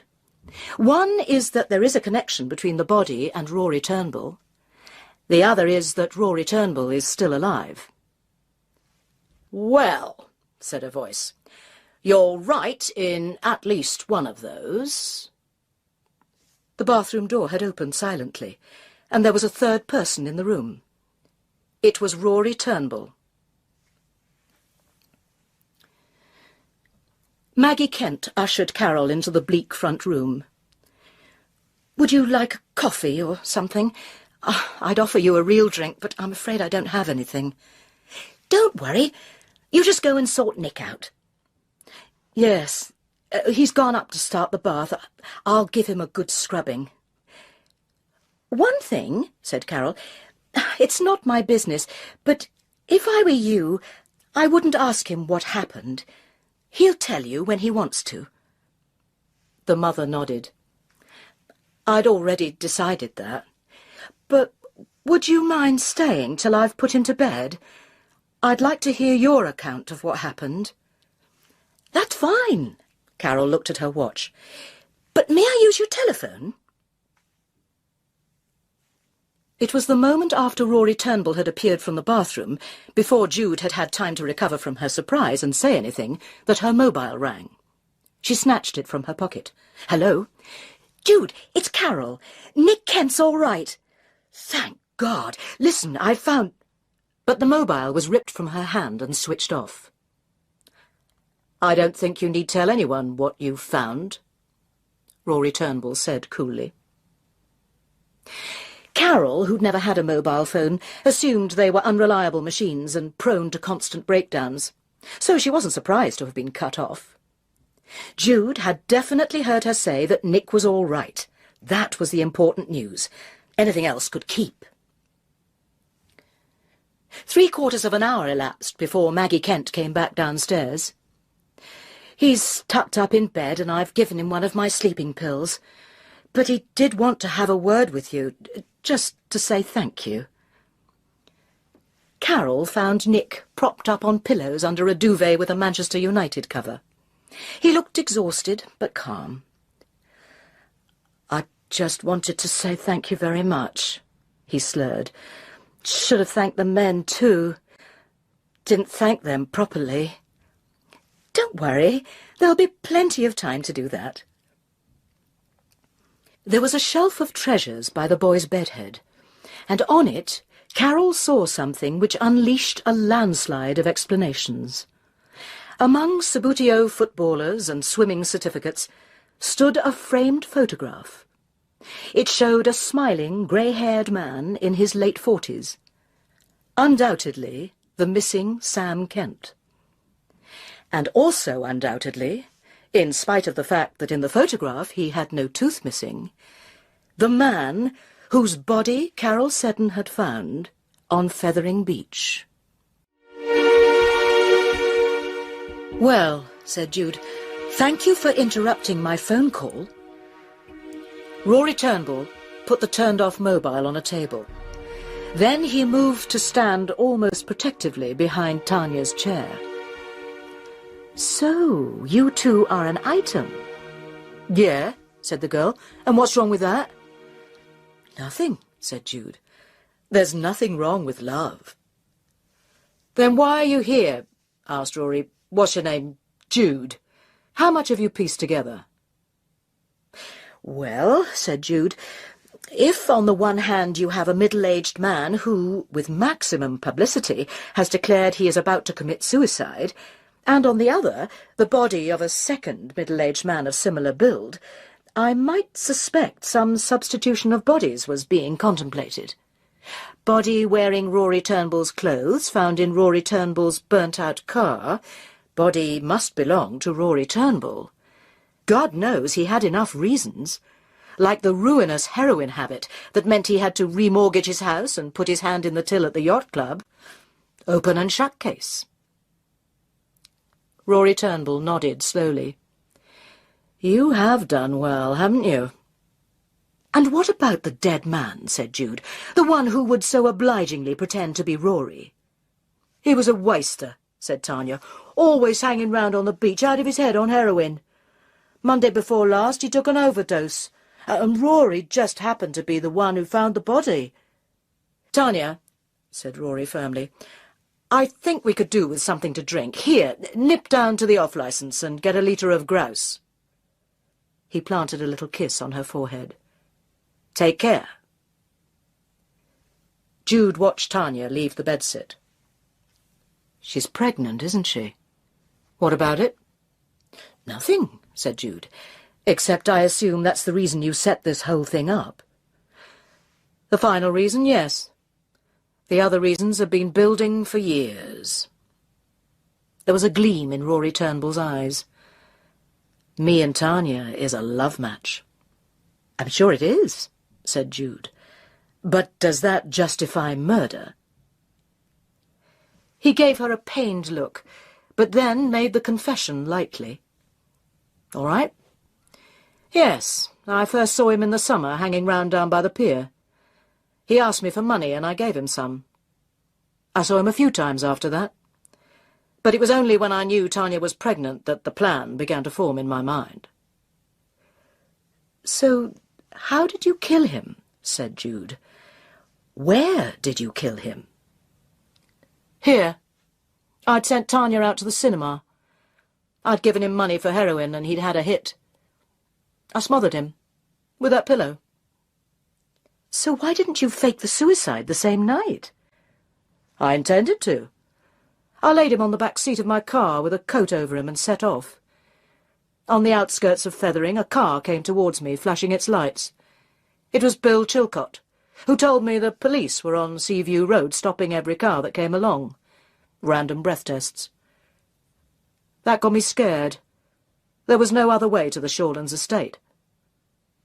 "Why did you have to go home?" "Because that's where the petrol and rags and stuff were," he snapped. "Anyway, I panicked." "And hid the body inside your boat at the yacht club?" He turned pale. "How the hell did you know that?" "Next morning, when Tanya went to check, it was missing. Shortly after, she found it washed up on the beach. Then those boys put the body back in the boat, which meant your plan was all set again, 24 hours late. Why didn't you do it on Tuesday night?" "Because I just lifted the body out of the boat when I heard a noise. There was someone snooping around a boy. Anyway, he screamed and that rattled me." Poor Aaron Spaulding, thought Jude. He'd come back to the scene of his crime and seen the dead body apparently moving. It had been enough to unhinge him. "So," she said, "because other people now knew the body had been stowed inside Brigadoon 2, you had to move it. To one of those blue fisherman's boxes near the yacht club, perhaps? But next morning the area was cordoned off for repairs to the sea wall, so it really wasn't that great a plan, was it?" "It was a brilliant plan," he spat, "and I'm still going ahead with it. Only this time, Jude, you're going to be part of the plan." When Carol got home from Maggie Kent's house, she poured herself a large scotch from the bottle she kept for guests. Now she knew the identity of the body, she could understand the reason for Nick's collapse.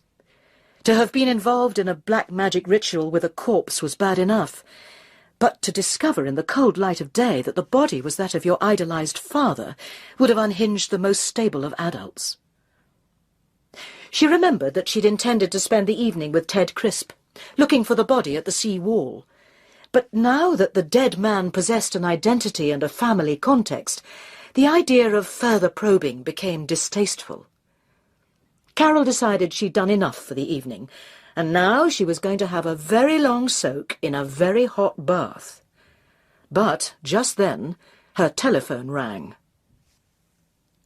When Tanya had returned to the bedsit, Rory had got her to help to tie Jude up, with soft scarves over her clothes, so as not to leave any marks on her body. Then they had manhandled her down to the garage and into the back seat of the BMW.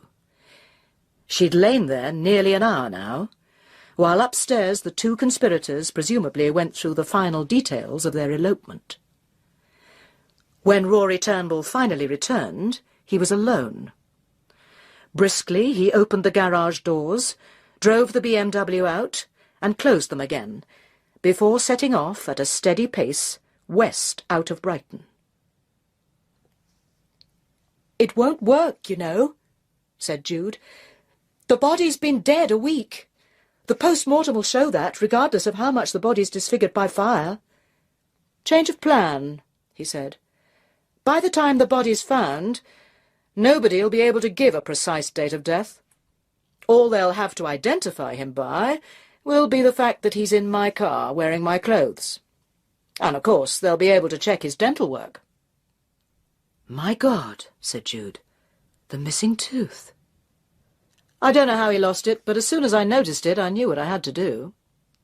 "You mean you actually took out one of your own?" "Not difficult for someone of my profession. I made up a story to Barbara about being in a fight.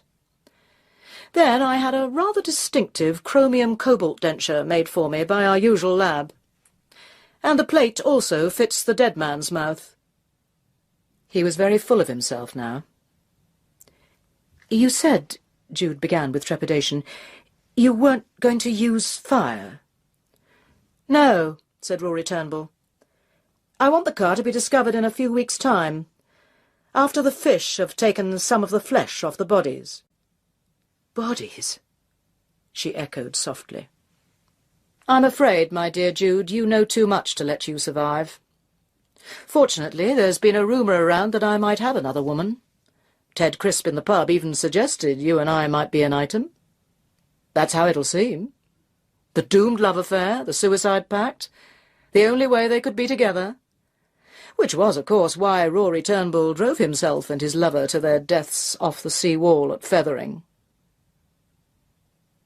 The night was still and cold as the BMW stopped outside the yacht club gates.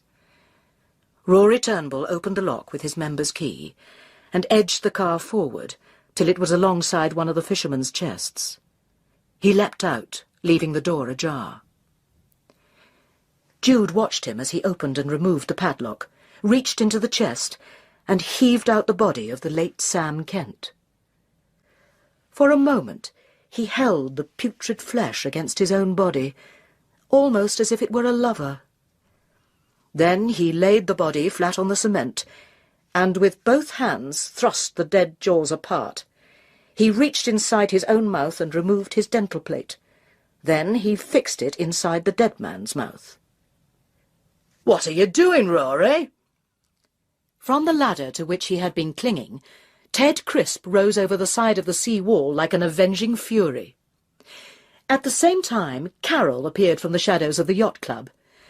As she went to free Jude from the BMW, Rory Turnbull launched himself ferociously at the landlord, elbows working like pistons. A wild punch caught Ted Crisp on the tip of the chin and sent him flying. Then the dentist rushed to pick up his precious body. Carol and Jude watched in amazement as he jammed the corpse into the front seat, slammed the door shut, and hurried round to the other side. "You're mad, Rory!" shouted Jude. "You'll never get away with it." "Yes, I will," he shrieked back. "I've got it all planned out." The BMW shot off fast down the quayside road. Far too fast. Rory Turnbull misjudged the corner and bounced off a concrete bollard. The BMW spun crazily before smashing into the Second World War mine that was used as a charity collecting box. With the impact, the car burst into flames. "The ironical thing is," said Ted Crisp, "that because Rory died in a car crash, rather than an apparent suicide, Barbara will actually benefit from his insurance policies." "And presumably inherit the money he'd salted away," said Jude. "Except," Carol pointed out, "all that money is in accounts he'd opened using Sam Kent's name." "Does that mean the Kents will benefit?" said Jude eagerly. "Afraid not. The accounts would have been set up illegally. I'm sure it'll all go back to Barbara in the end." Ted Crisp shook his shaggy head. "Whole thing'll take some sorting out. Have you seen Maggie again, Jude?" "I dropped in this afternoon. Well, it's going to be tough, but she'll come through it." "And Nick?" Oh, he's being brilliant. He's a good, bright boy. Whatever else all this has done, it's certainly brought those two closer together." They fell quiet. A week or so had passed since the dramatic events on the sea wall. Carol was wearing her freshly cleaned Burberry, and was delighted that the dry cleaning had not affected its waterproof qualities at all. The three of them had been alone in the bar since Bill Chilcott had finished his customary half and gone home to the little woman. "What we all need is another drink," said Ted. "Landlord's treat again." "Large white wine for me, please," said Jude. Carol looked at her watch. "No thanks, Ted. Better get back. I'm expecting a phone call." "If you're not there, they'll call back some other time, won't they?" Jude grinned one of her big, easy grins. Carol was torn. There was no phone call she was expecting. All that lay ahead was an evening of watching television with Gulliver. Come on, Carol. Like I said, landlord's treat. Large white wine, isn't it? Oh, very well, Ted. She sank back into her seat. Thank you very much. Of course, Carol Seddon would never be a natural pub person, but it didn't do any harm to behave against character, just once in a while.